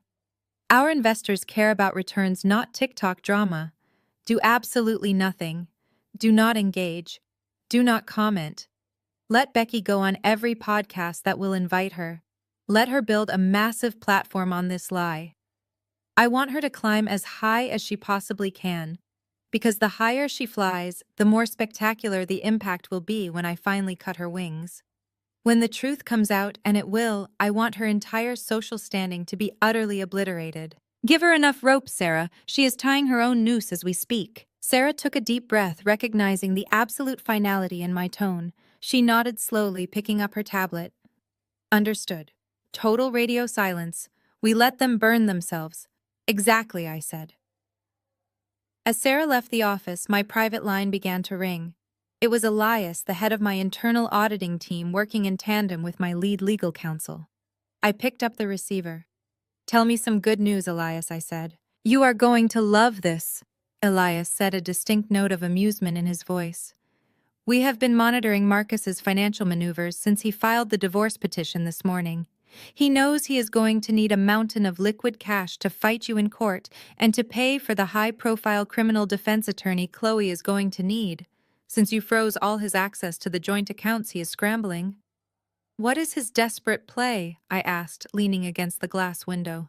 He is attempting to secure a home equity line of credit, Elias explained. He just submitted an emergency application to a private high-interest lender. He is trying to pull cash out against his mother's massive estate in Alpharetta. But that is not all. He also bundled the application with the commercial lease for Becky's boutique. He is trying to leverage both properties to get a massive cash injection, convinced that he is going to win this divorce settlement and easily pay it all back. A slow, predatory smile spread across my face. Marcus was a fool. He was so blinded by his own arrogance and his desperate need to maintain his lavish lifestyle that he had not bothered to check the actual standing of his family's assets. He assumed that because his mother lived in that sprawling house, and because Becky operated her failing boutique in that high-end commercial space, that they actually had equity to borrow against. He did not realize that I had spent the last 24 hours orchestrating a masterpiece of financial ruin. Has the private lender processed his application yet? I asked, my voice dropping to a dangerous whisper. They are processing it right now, Elias confirmed. They are running the title checks and pulling the deeds. Marcus and his lawyers are sitting in their office right now, popping champagne, thinking they have just secured their war chest. Perfect, I said. I want you to make sure our corporate holding company is ready to officially respond to that title check. I want Marcus to be sitting right there in that lender's office when they pull the records. Let me know the exact second he realizes what I have done. I hung up the phone and looked out over the sprawling Atlanta skyline.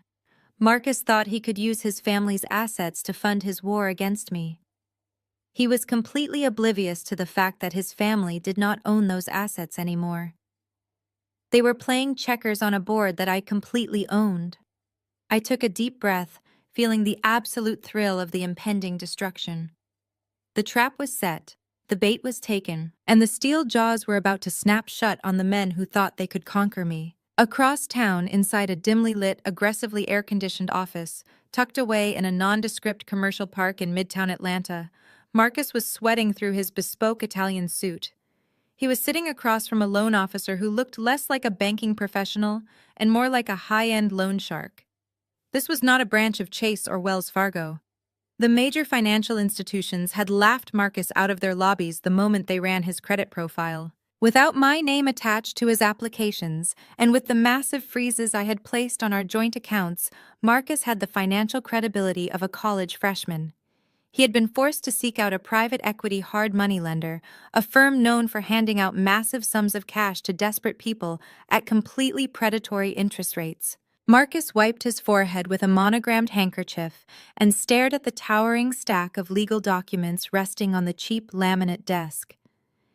He needed this cash injection immediately.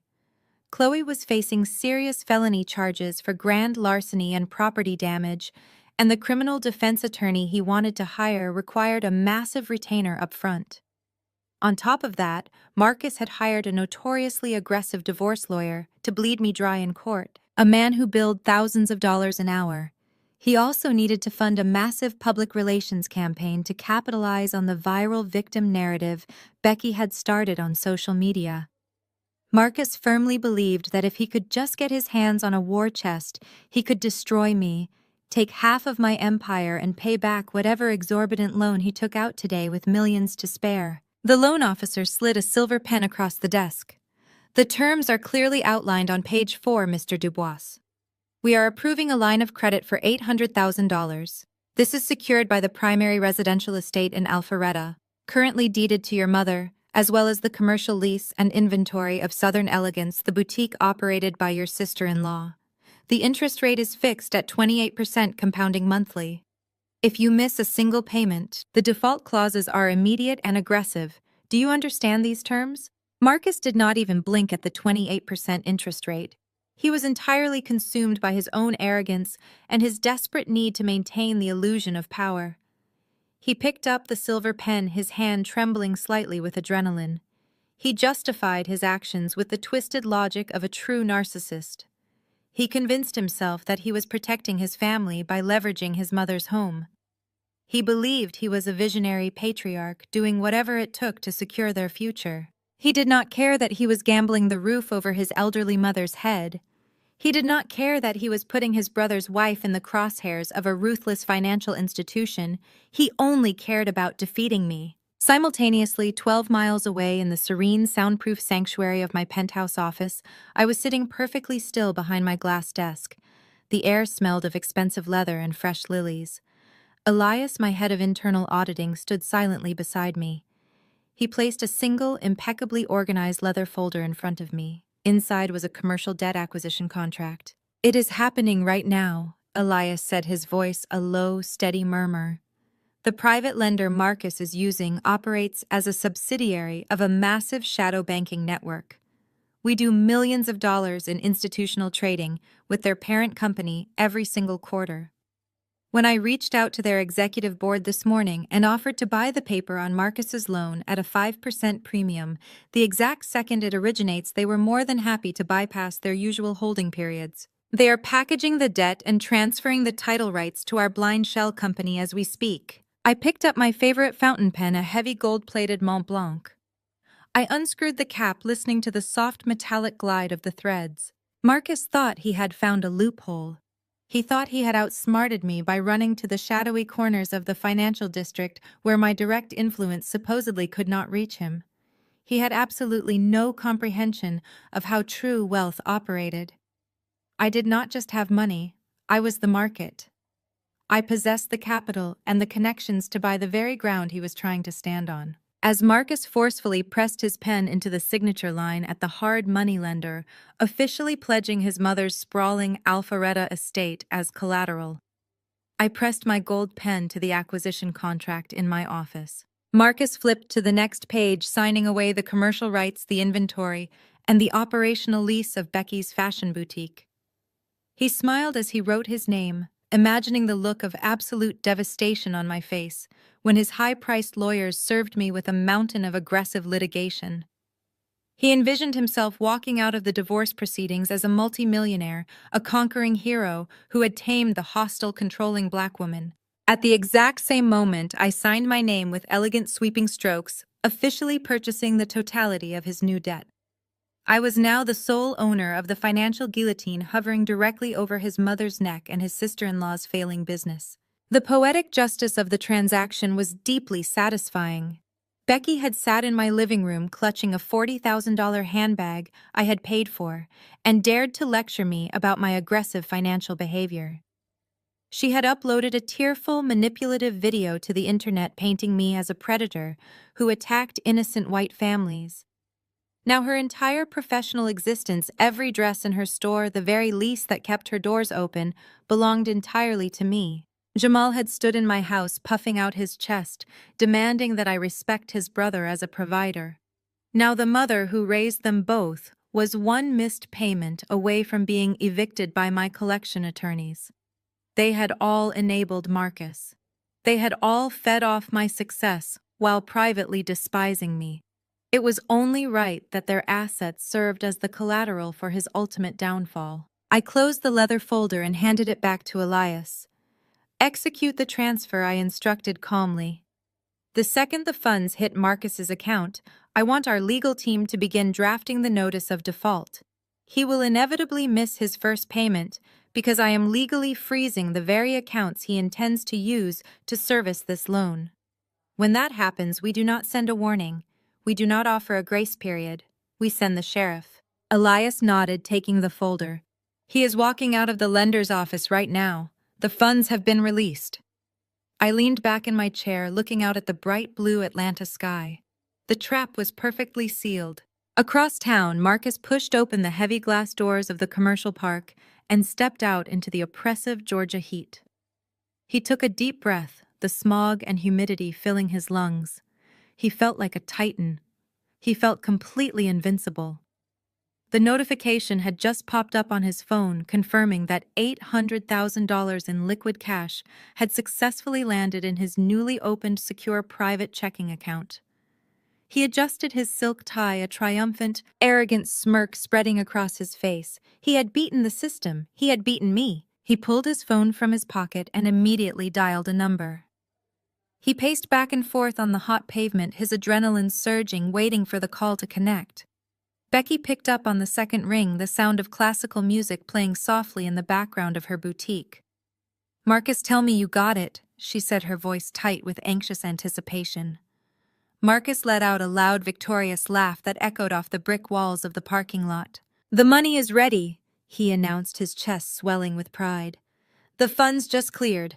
I am wiring the retainer to the criminal defense attorney for Chloe right now, and the divorce lawyers are officially on the clock.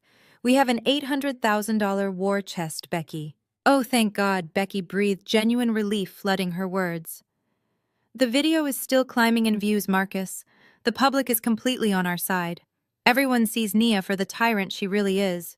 We just need to keep the pressure on." "That is exactly what we are going to do," Marcus promised, walking toward his borrowed car with a renewed sense of absolute dominance. "We are going to strike while the iron is hot. Next week, at your boutique's big brand relaunch party, I will officially announce my campaign for president of the Business Association. With this public relations momentum and the cash to back it up, I am going to sweep the election. I will have the entire corporate community of Atlanta standing behind me. Soon, Nia will be pushed to the curb, completely isolated and begging for a settlement. We won, Becky. We actually won." The dry erase marker squeaked sharply against the pristine glass board in my executive suite. I stood back, capping the heavy black marker, and surveyed the intricate financial web I had just drawn.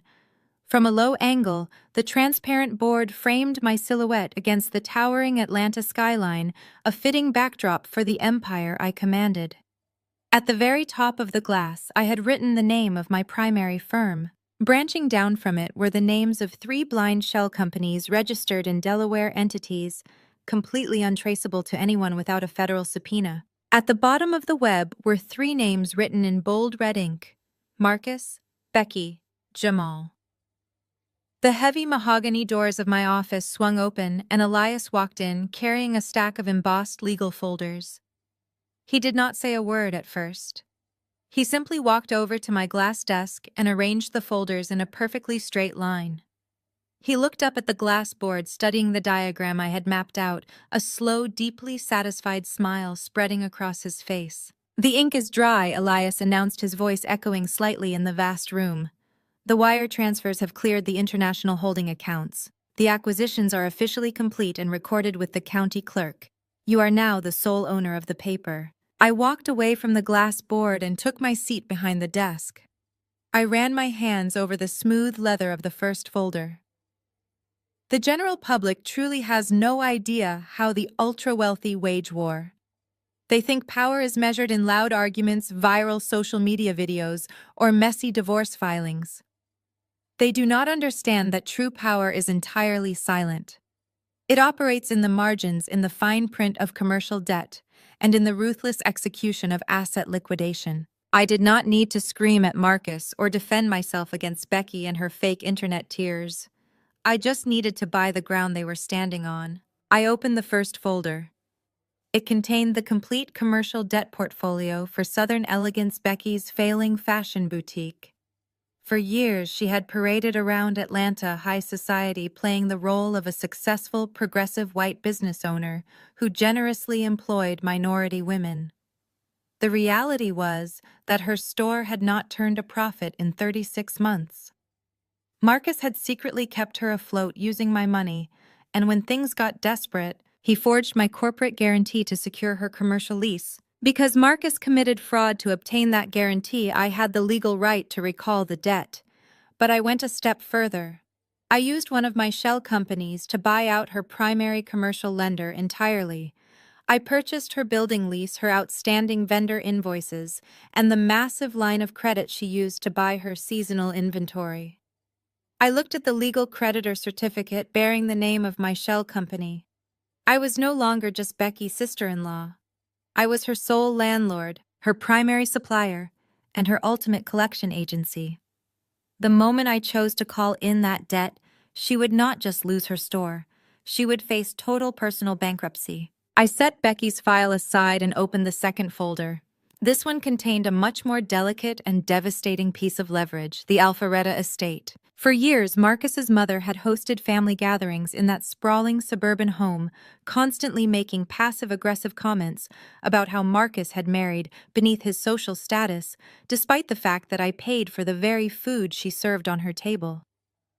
Marcus had just used that exact house as collateral to secure his $800,000 hard money loan. He was so arrogant and so desperate to hire lawyers to destroy me that he failed to conduct a basic title search on his own mother's property. If he had, he would have discovered that his mother had secretly taken out a massive reverse mortgage on the estate 5 years ago, just to maintain her country club lifestyle. The house was already leveraged to the hilt. When Marcus pledged the deed to the private equity lenders this morning, he triggered an immediate default clause in his mother's original reverse mortgage contract. Elias pointed to the highlighted section of the contract. The original bank was going to initiate foreclosure proceedings on his mother by the end of the month, Elias explained. But our shell company stepped in and purchased the entire reverse mortgage portfolio at a slight premium. The bank was thrilled to offload the toxic asset. I traced the signature line with my finger. By layering a predatory high-interest hard money loan on top of a defaulted reverse mortgage, Marcus had effectively handed the deed of his family's generational home directly to me. He thought he was building a war chest to fight me in divorce court. In reality, he had just sold me his mother's house for pennies on the dollar. And then there was the final folder. The $800,000 loan Marcus had just secured this very morning. Because I had purchased the debt from the shadow lender, I was the one dictating the terms of collection. Private equity hard money loans operate on incredibly strict, unforgiving schedules. The first interest payment was due in exactly 3 days. Marcus had confidently set up an automatic wire transfer from the joint checking account he assumed he still had access to. He did not know that I had legally frozen that account during the initial audit.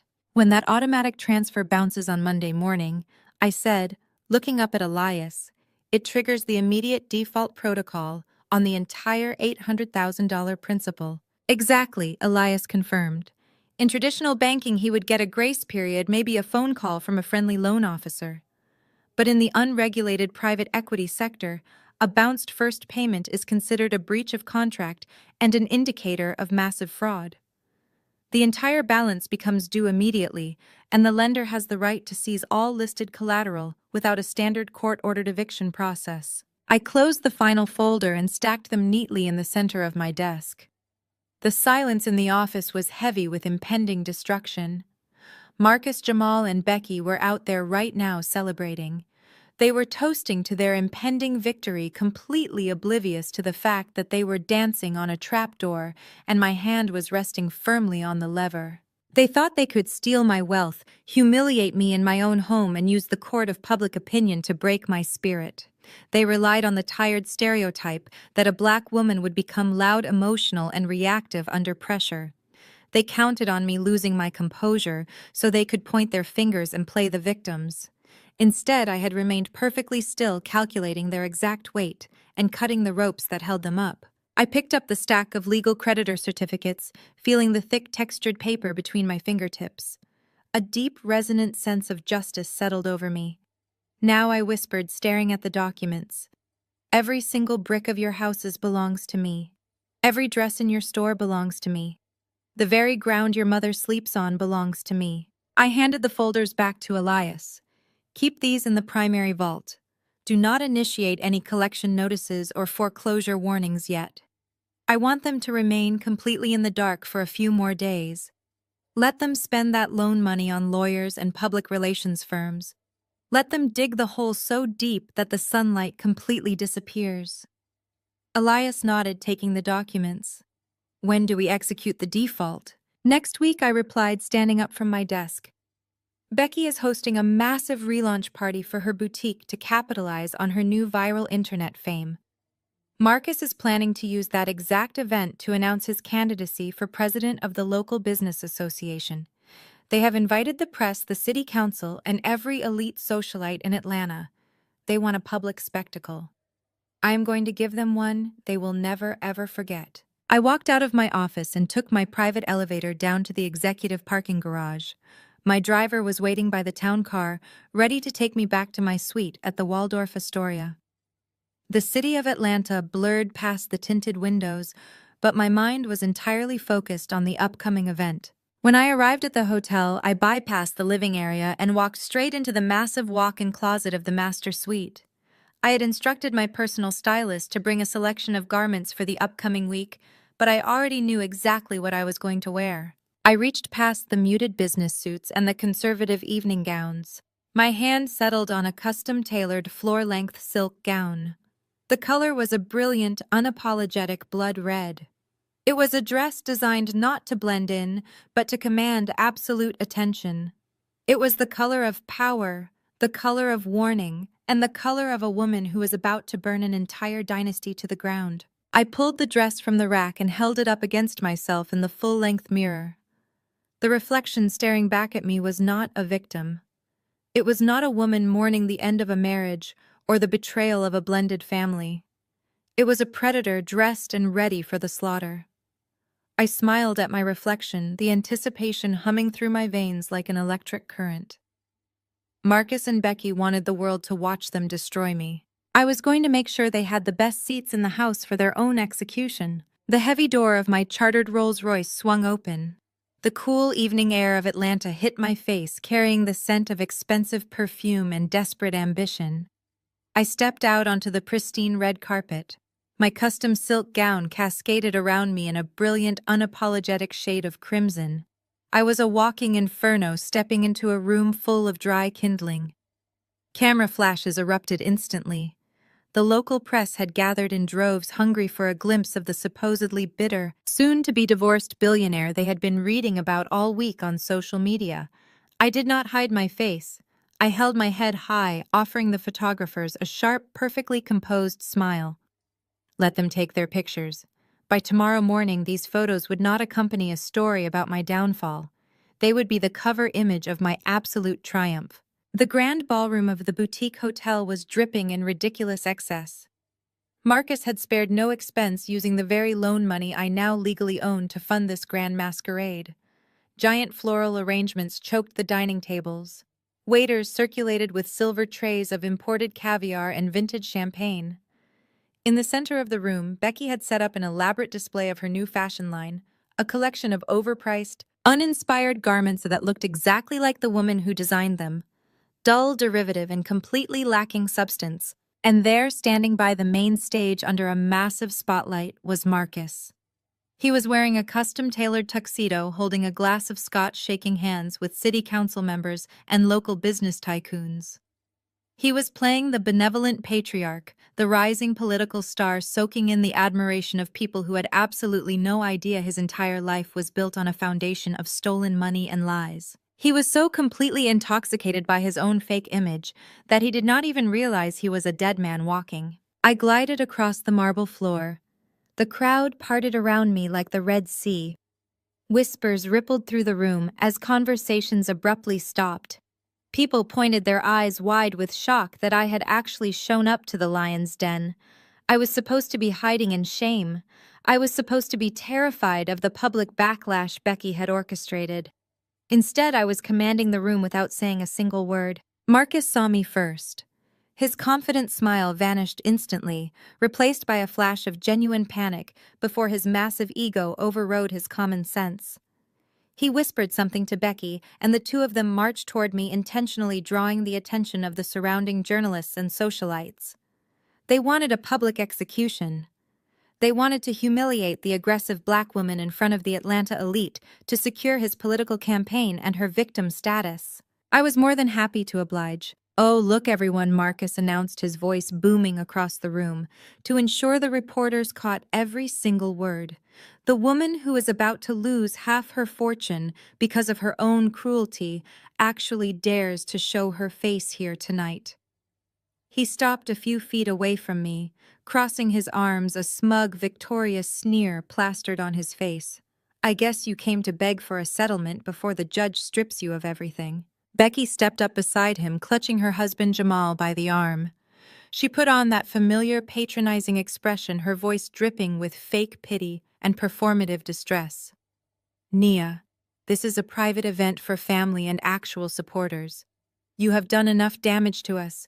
You put a teenager in jail. You tried to ruin our lives just because you cannot handle your own aggressive emotions.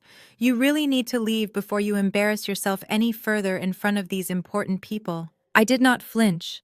I did not raise my voice. I did not offer them the angry defensive reaction they were desperately trying to provoke. I simply raised 2 fingers, signaling a passing waiter.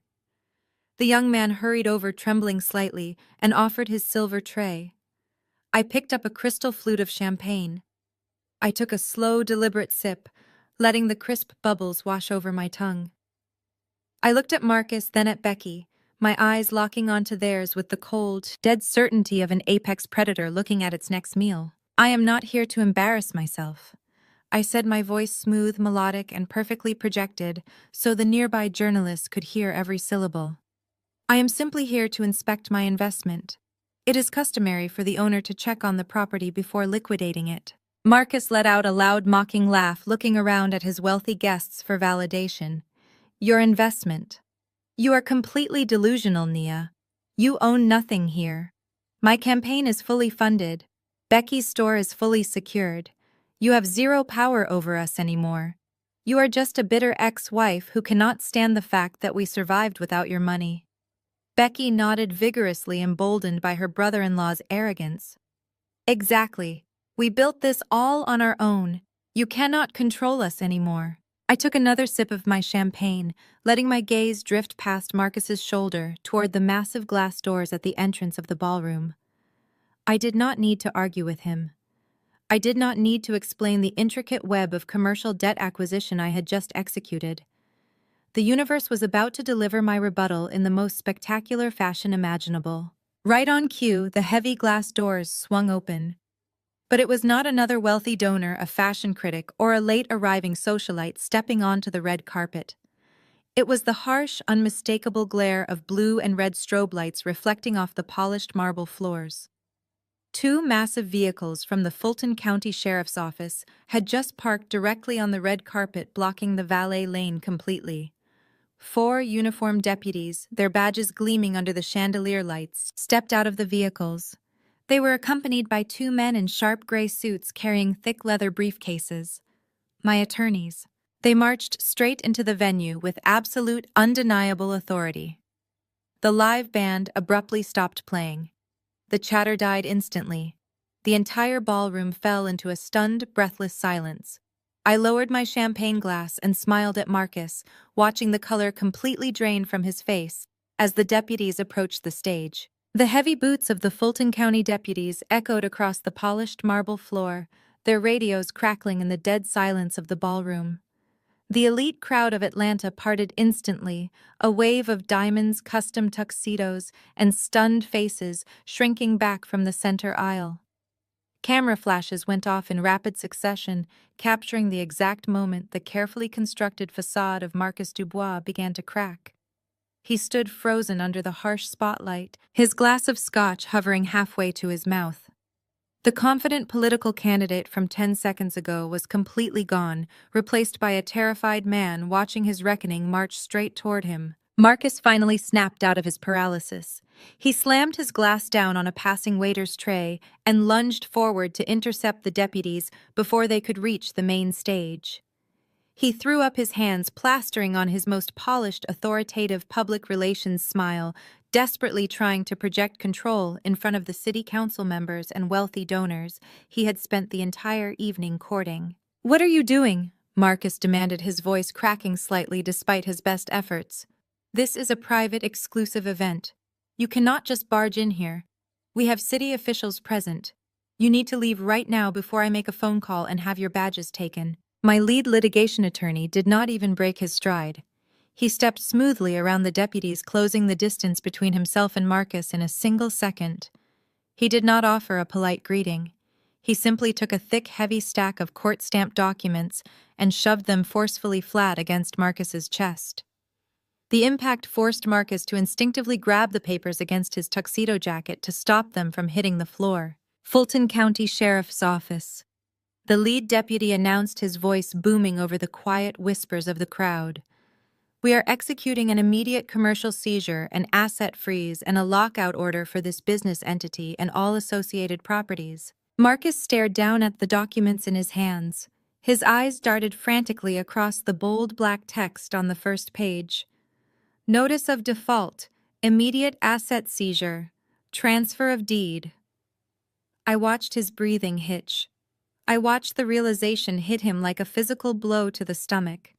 He was reading the exact address of his mother's expansive Alpharetta estate. He was reading the commercial lease number for Becky's failing fashion boutique. He was reading the terms of the $800,000 hard money loan he had signed just days ago. And right at the top of the creditor line, he was reading the name of my corporate holding company. While Marcus stood there hyperventilating over his own financial death warrant, I walked past him. My red silk gown brushed against his rigid legs. I ascended the 3 short steps to the main stage, my heels clicking sharply against the wood. I walked directly to the center podium, the exact spot Marcus had prepared for his triumphant political announcement. I reached out and tapped the microphone with my index finger. The sharp percussive thuds echoed through the massive ballroom sound system. Every single eye in the room snapped to me.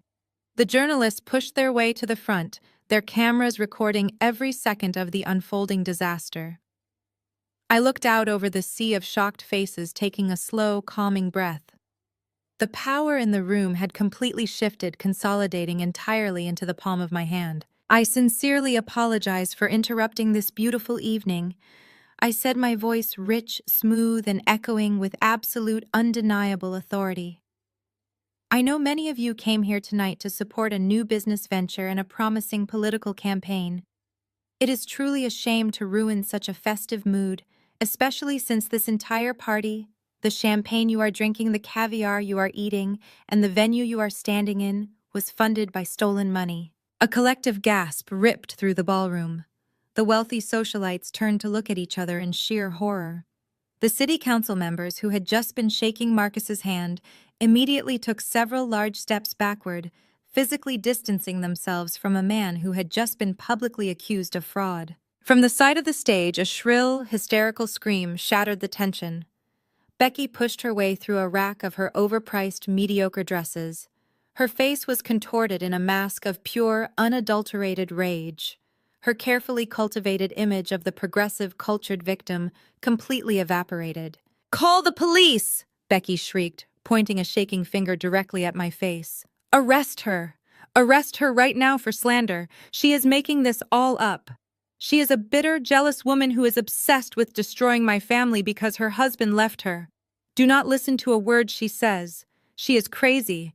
Arrest her." The irony of a white woman screaming for the police to arrest a black woman while standing feet away from the very deputies who were there, acting on my explicit legal orders, was almost too perfect. The deputies did not even look at Becky.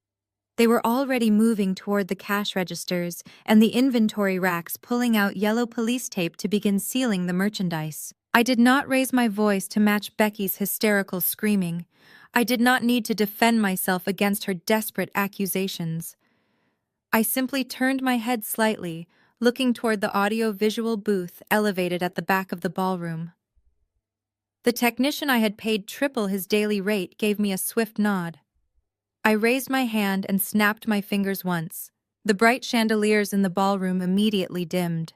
A hush fell over the crowd again as the massive floor-to-ceiling LED screen positioned directly behind me on the stage flickered to life. The glowing cursive logo of Becky's fashion brand vanished from the screen. "If I am making this up," I said, turning back to face the crowd with a predator's smile, "then let us take a look at the actual receipts, shall we? Let us show Atlanta exactly who is funding this family." The massive high-definition display illuminated the darkened ballroom, casting a harsh white glow over the terrified faces of the Atlanta elite. A high-resolution scan of a legal contract materialized on the screen spanning 20 feet across. At the very top, the words "Notice of Commercial Default and Asset Seizure" hovered in bold crimson letters. Beneath it was the signature of Marcus Dubois, completely unredacted for the entire city to witness. The silence in the room was absolute. You could hear the faint hum of the projector and the shallow, panicked breathing of the man standing at the base of the stage. Marcus looked up at the screen, his eyes wide with a terror so profound it seemed to paralyze him completely. The polished political candidate had vanished. In his place stood a fraud caught in the blinding light of his own arrogance. I leaned slightly toward the microphone. The spotlight isolated me from the shadows framing my red silk gown like a blazing fire against the dark stage. I locked my eyes directly onto Marcus, holding his gaze with the unwavering intensity of a judge delivering a final verdict. "Marcus," I said, my voice echoing flawlessly off the vaulted ceilings of the ballroom. "Do you remember our Thanksgiving dinner? Do you remember looking me dead in the eye in front of your entire family while standing inside my $4 million home and telling me that Chloe is not my daughter, so I have no right to correct her?" Marcus opened his mouth to speak, but no sound came out. His chest heaved as he struggled to draw breath under the crushing weight of public humiliation.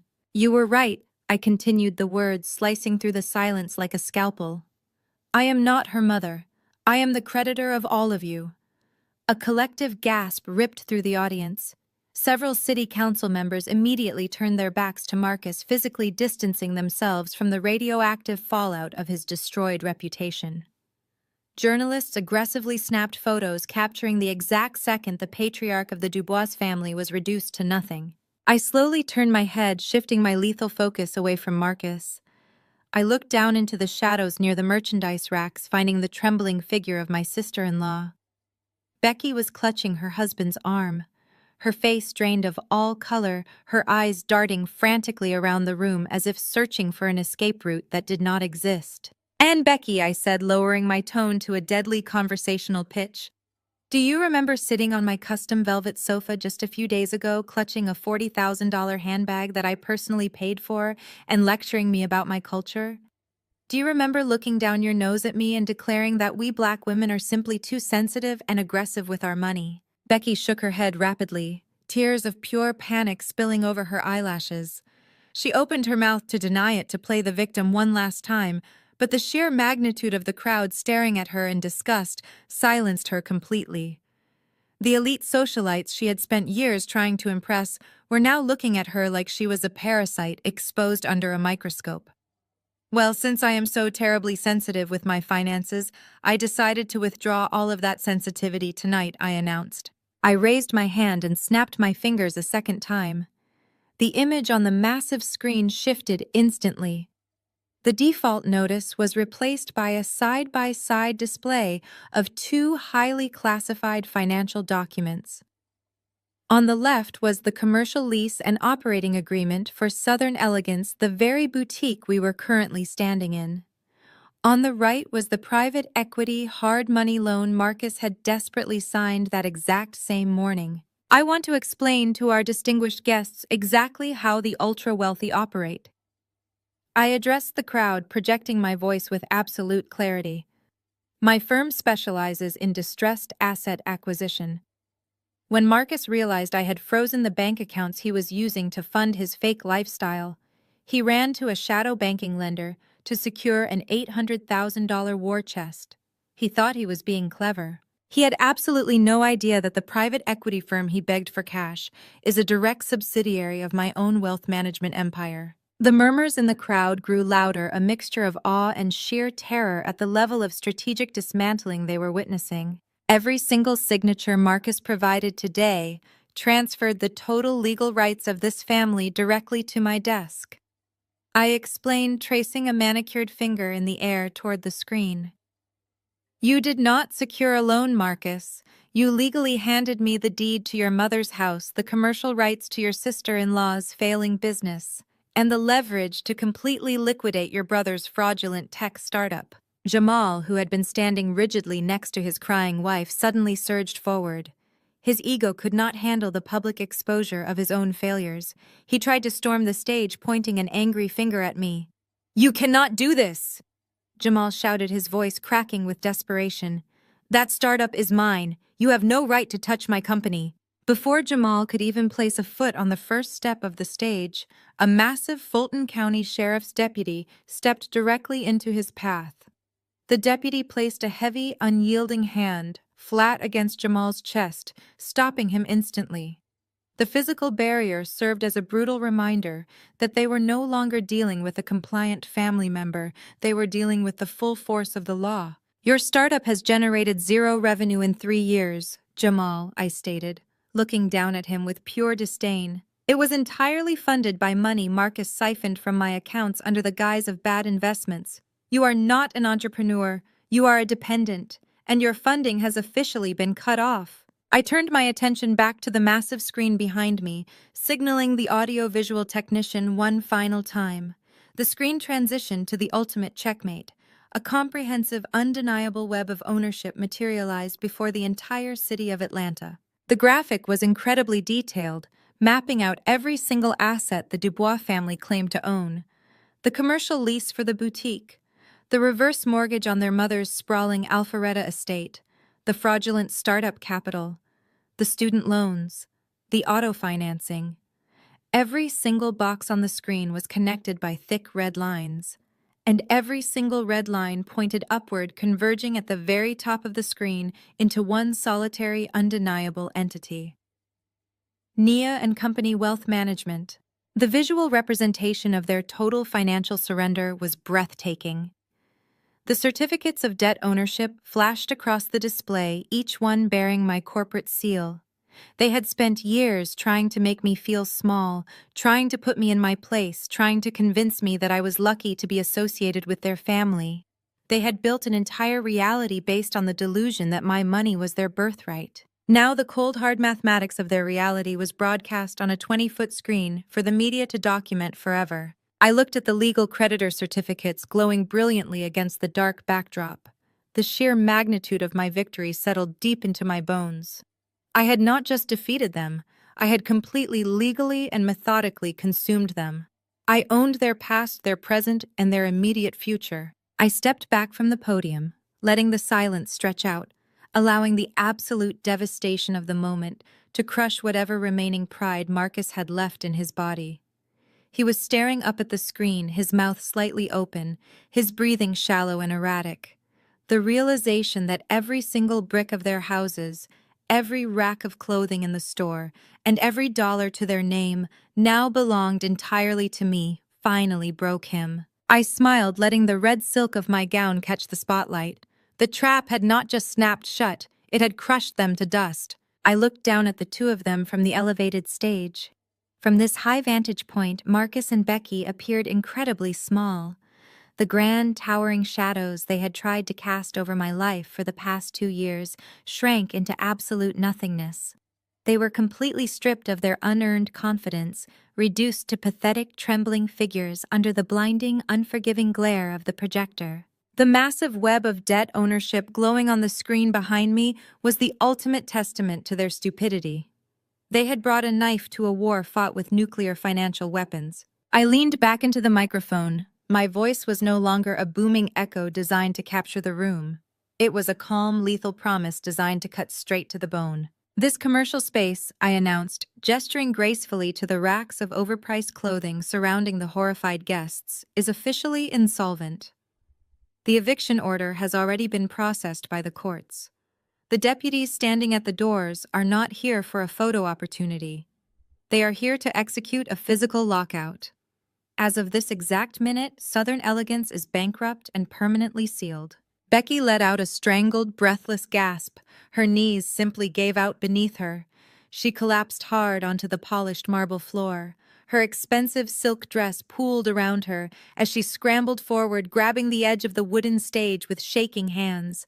The arrogant, progressive white savior mask she wore so proudly completely melted away. Thick, dark streaks of mascara ran down her face, ruining her flawless makeup as she stared up at me in absolute terror. She watched in horror as the sheriff deputies began unfurling bright yellow police tape, methodically blocking off the cash registers and sealing her designer inventory into evidence bags. Her entire life's work, funded by my stolen money, was being boxed up right in front of her high society friends. "Nia, please!" Becky wailed, her voice cracking as she clawed at the floorboards. "You cannot do this to me. I put my entire life into this store. I have vendors to pay. I have employees who depend on me. We are family. You cannot put us out on the street like animals. Please, I am begging you. Have some mercy. Mercy," I repeated, looking down at her sobbing, pathetic form. "You did not have mercy when you sat on my sofa and insulted my race to my face. You did not have mercy when you orchestrated a viral campaign, posting a video to millions of strangers, painting me as a vicious predator just to destroy my corporate brand. You weaponized your tears because you wanted the world to see me as a monster. I am simply giving you the monster you begged for." I turned my eyes away from her sobbing figure and locked my gaze back onto Marcus. He was sweating profusely. The custom-tailored tuxedo he had purchased using my credit card now looked like a straitjacket tightening around his chest. He was trembling, his eyes darting frantically toward the flashing cameras of the local press. "As for your mother, Marcus," I continued, projecting my voice, so the journalists in the front row caught every single syllable. "The reverse mortgage she defaulted on has been formally called in. The foreclosure proceedings are completely finalized. The sheriff will be arriving at her Alpharetta estate tomorrow morning at exactly 8 o'clock to begin the physical eviction process. I highly suggest you leave this party and go help her pack her belongings. I hear moving boxes are quite expensive these days, especially when your bank accounts are frozen solid." Marcus shook his head frantically. He held his hands up in the air as if he could physically stop the words from hitting him. "Nia, stop. Stop talking right now. The press is here. The city council members are watching us. You are ruining my political campaign. You are ruining my entire life. We can settle this privately. We can go into a back room. I will sign whatever you want me to sign. Just tell them to turn the cameras off. Please, I am begging you." Before I could even formulate a response to his cowardly plea, a sharp, piercing ringtone sliced through the heavy, suffocating silence of the ballroom. It was coming from the inside pocket of Marcus's tuxedo jacket. He fumbled with his phone, his hands shaking so violently he almost dropped the device onto the marble floor. He answered the call, his thumb accidentally hitting the speaker button in his sheer, unadulterated panic. The shrill, hysterical sobs of his daughter echoed out into the dead quiet room, broadcasting her misery to the entire Atlanta social elite. "Dad!" Chloe screamed through the phone, her voice completely hoarse and ragged from crying. "Dad, where are you? You have to come get me right now." "They threw me out." Marcus stared at the phone in pure horror. "Chloe, slow down. Breathe. Who threw you out?" "The campus security." Chloe sobbed, her words blurring together in a frantic, terrifying panic. "They came to my dorm room an hour ago with empty boxes. They told me my tuition check bounced and my enrollment was permanently canceled. They made me pack all my things while everyone in the hallway watched me. I am sitting on the sidewalk outside the campus gates with all my garbage bags. It is freezing out here, Dad. My credit card is still locked. I cannot even call a cab to get to a hotel. You have to come get me right now. Marcus looked up at me from the base of the stage. His eyes were wide with a mixture of absolute terror and disbelief.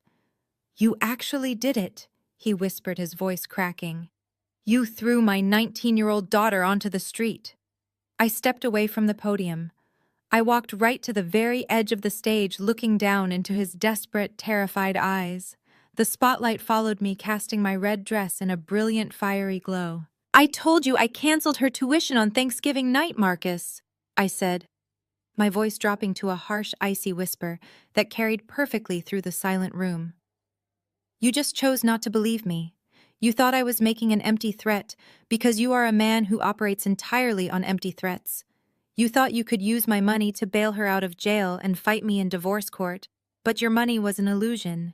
And now, your entitled daughter is sitting on a cold sidewalk with absolutely nothing, which is exactly where she belongs. That was the exact moment Marcus completely broke. The realization that he had absolutely no power, no money, no leverage, and no way to save his family physically crushed him. His legs simply gave way beneath him. The proud, arrogant patriarch, the man who had publicly humiliated me in my own dining room, fell hard onto his knees right in front of the stage. The camera shutters went into an absolute frenzy. The brilliant, rapid flashes of white light illuminated Marcus on his knees, begging a black woman for mercy in front of the entire city. The political donors he had been trying to impress actively turned their backs, refusing to be photographed anywhere near the blast radius of his destroyed reputation. Nia, please, Marcus begged. Tears finally spilled down his cheeks, ruining his perfectly groomed facade. He reached out his hands, hovering in the air just inches from my designer shoes, too terrified to actually touch my ankles. I am so sorry. I was wrong. I was so arrogant and stupid. I will drop the divorce petition tomorrow. I will drop the alimony claims. I will get on my knees and apologize to you on national television if that is what you want me to do. Just do not take my mother's house. Do not leave my daughter freezing on the street. Please, Nia. I am begging you. Save my face. Do not let the press photograph me like this. He was not crying for his elderly mother facing eviction. He was not crying for his daughter sitting on a curb. He was crying because the press was documenting his absolute destruction. His fragile male ego was bleeding out onto the marble floor, and he was desperately begging me to put a bandage over the wound. I looked down at the pathetic, broken man weeping at my feet. I looked at the man who had stared at me with pure venom and told me I was nothing but a walking bank account. I looked at the man who had allowed his spoiled child to disrespect my home, my heritage, and my boundaries. I reached over to the small cocktail table sitting on the edge of the stage. I picked up my crystal flute of champagne. I took one final deliberate sip, letting the crisp, cold liquid wash over my tongue. I slowly lowered the glass, setting it down on the table with a soft, definitive clink. I tilted my head, looking down at Marcus, with eyes completely void of sympathy, completely empty of mercy. Do you remember what you told me, Marcus? I asked softly, my words carrying clearly over his pathetic, racking sobs. Do you remember what you said when she threw that wine across my floor? Marcus stared up at me, his face pale and slick with sweat, his mouth opening and closing as he failed to find his voice. You told me not to correct her, I whispered, leaning down just slightly so he could feel the coldness radiating from my soul. You told me I had no right to fix her mistakes. I offered him a final, flawless, terrifying smile. I took your advice, Marcus. I do not correct mistakes. I simply erase them. I turned my back on him. I did not look at the crying, ruined woman clawing at the floorboards. I did not look at the man begging on his knees in his ruined tuxedo.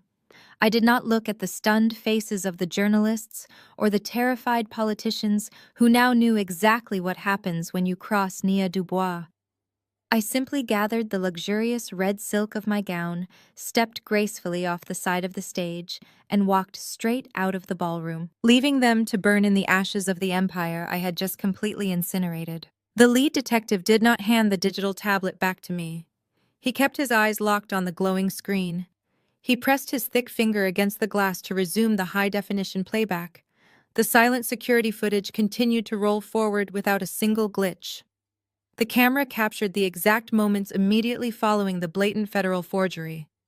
Rachel pushed the heavy leather chair back from my mahogany desk. She stood up and smoothed out the wrinkles in her expensive silk dress.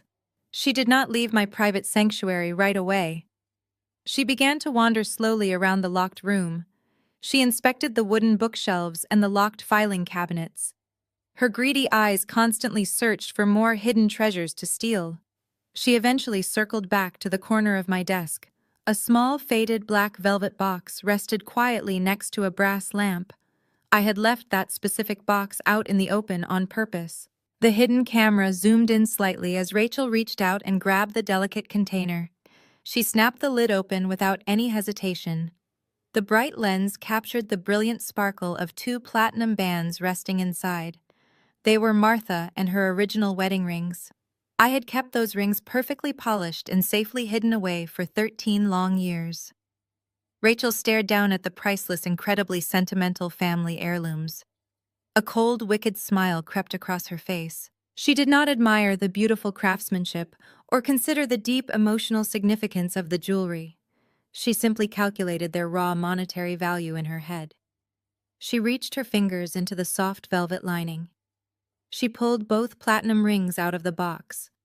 She did not put them back. She casually slipped the heavy diamond bands directly into the deep pocket of her designer coat.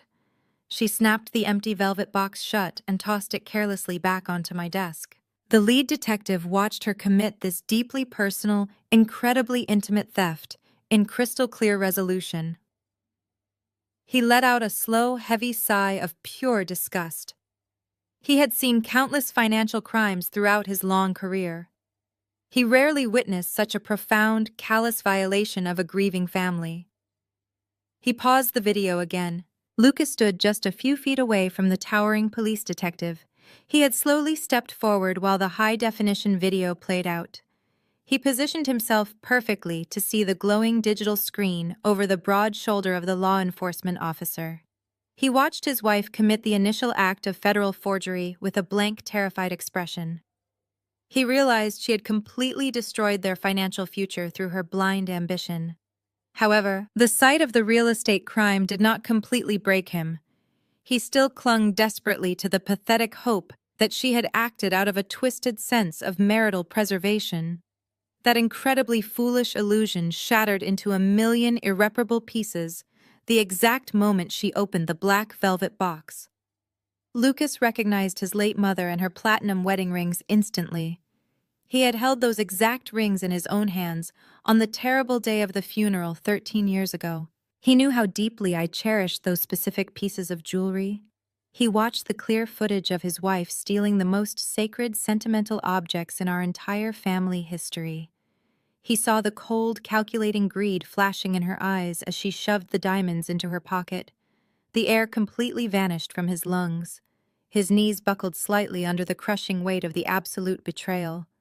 The massive federal real estate fraud was a crime born of extreme financial desperation. The theft of the wedding rings was an act of pure, unadulterated malice. It was a vicious, deeply personal violation that could never be justified or explained away. Lucas finally understood the true horrific nature of the woman he had married. He realized she had never loved him. She had never respected our family. She viewed us entirely as disposable assets waiting to be fully exploited. The heavy fog of denial that had clouded his judgment for over a decade instantly evaporated in the cold harbor wind. He stared at the paused digital screen with raw, unfiltered horror. The awful image of Rachel smirking as she stole from a dead woman burned permanently into his mind. His hands began to shake uncontrollably at his sides. He took a slow, deliberate step backward, physically distancing himself from the monster standing in the center of the wooden deck. His awakening was brutal, agonizing, and entirely complete tonight. Rachel realized the devastating impact of the security footage. She saw the lead detective lower the digital tablet and reach slowly toward the metallic handcuffs resting on his heavy leather duty belt.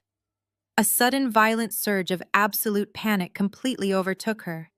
She recognized that her wealthy facade had been entirely obliterated in front of the federal agents and the local police force. She desperately needed a lifeline to pull her out of the catastrophic legal nightmare. She turned her frantic wide eyes directly toward her husband. She reached her trembling hands out to him, attempting to invoke the deep marital bond she had just ruthlessly violated. She begged Lucas to step forward and intervene on her behalf. She pleaded with him in a high, hysterical voice to tell the stern detective that the entire situation was just a massive family misunderstanding. She desperately asked him to lie to the armed officers and claim that I had explicitly given her formal permission to take the documents and the platinum rings. She expected him to blindly shield her from the severe consequences of her own actions, just as he had always done in the past. Lucas did not rush to her side. He did not raise his voice to defend her honor against the mounting criminal charges. He looked at her outstretched hands with an expression of pure, unadulterated disgust. The absolute betrayal he had just witnessed on the high-definition screen had permanently severed his emotional attachment to her. He slowly took another heavy, deliberate step backward. He physically and symbolically abandoned her on the polished teak deck of the luxury yacht. He stared into her terrified eyes and offered her absolutely no comfort. He flatly refused to speak a single word in her defense to the waiting law enforcement officers. He silently communicated that she was completely and totally on her own. Rachel let out a loud, agonizing gasp. Her arms dropped limply to her sides. She finally understood that her husband had officially turned against her. She recognized that she had successfully alienated the very last person on earth who might have possibly tried to save her from federal prison. She stood completely alone under the harsh harbor floodlights. She was entirely surrounded by heavily armed government agents, angry creditors, and an utterly disgusted family. The total isolation was completely and entirely suffocating.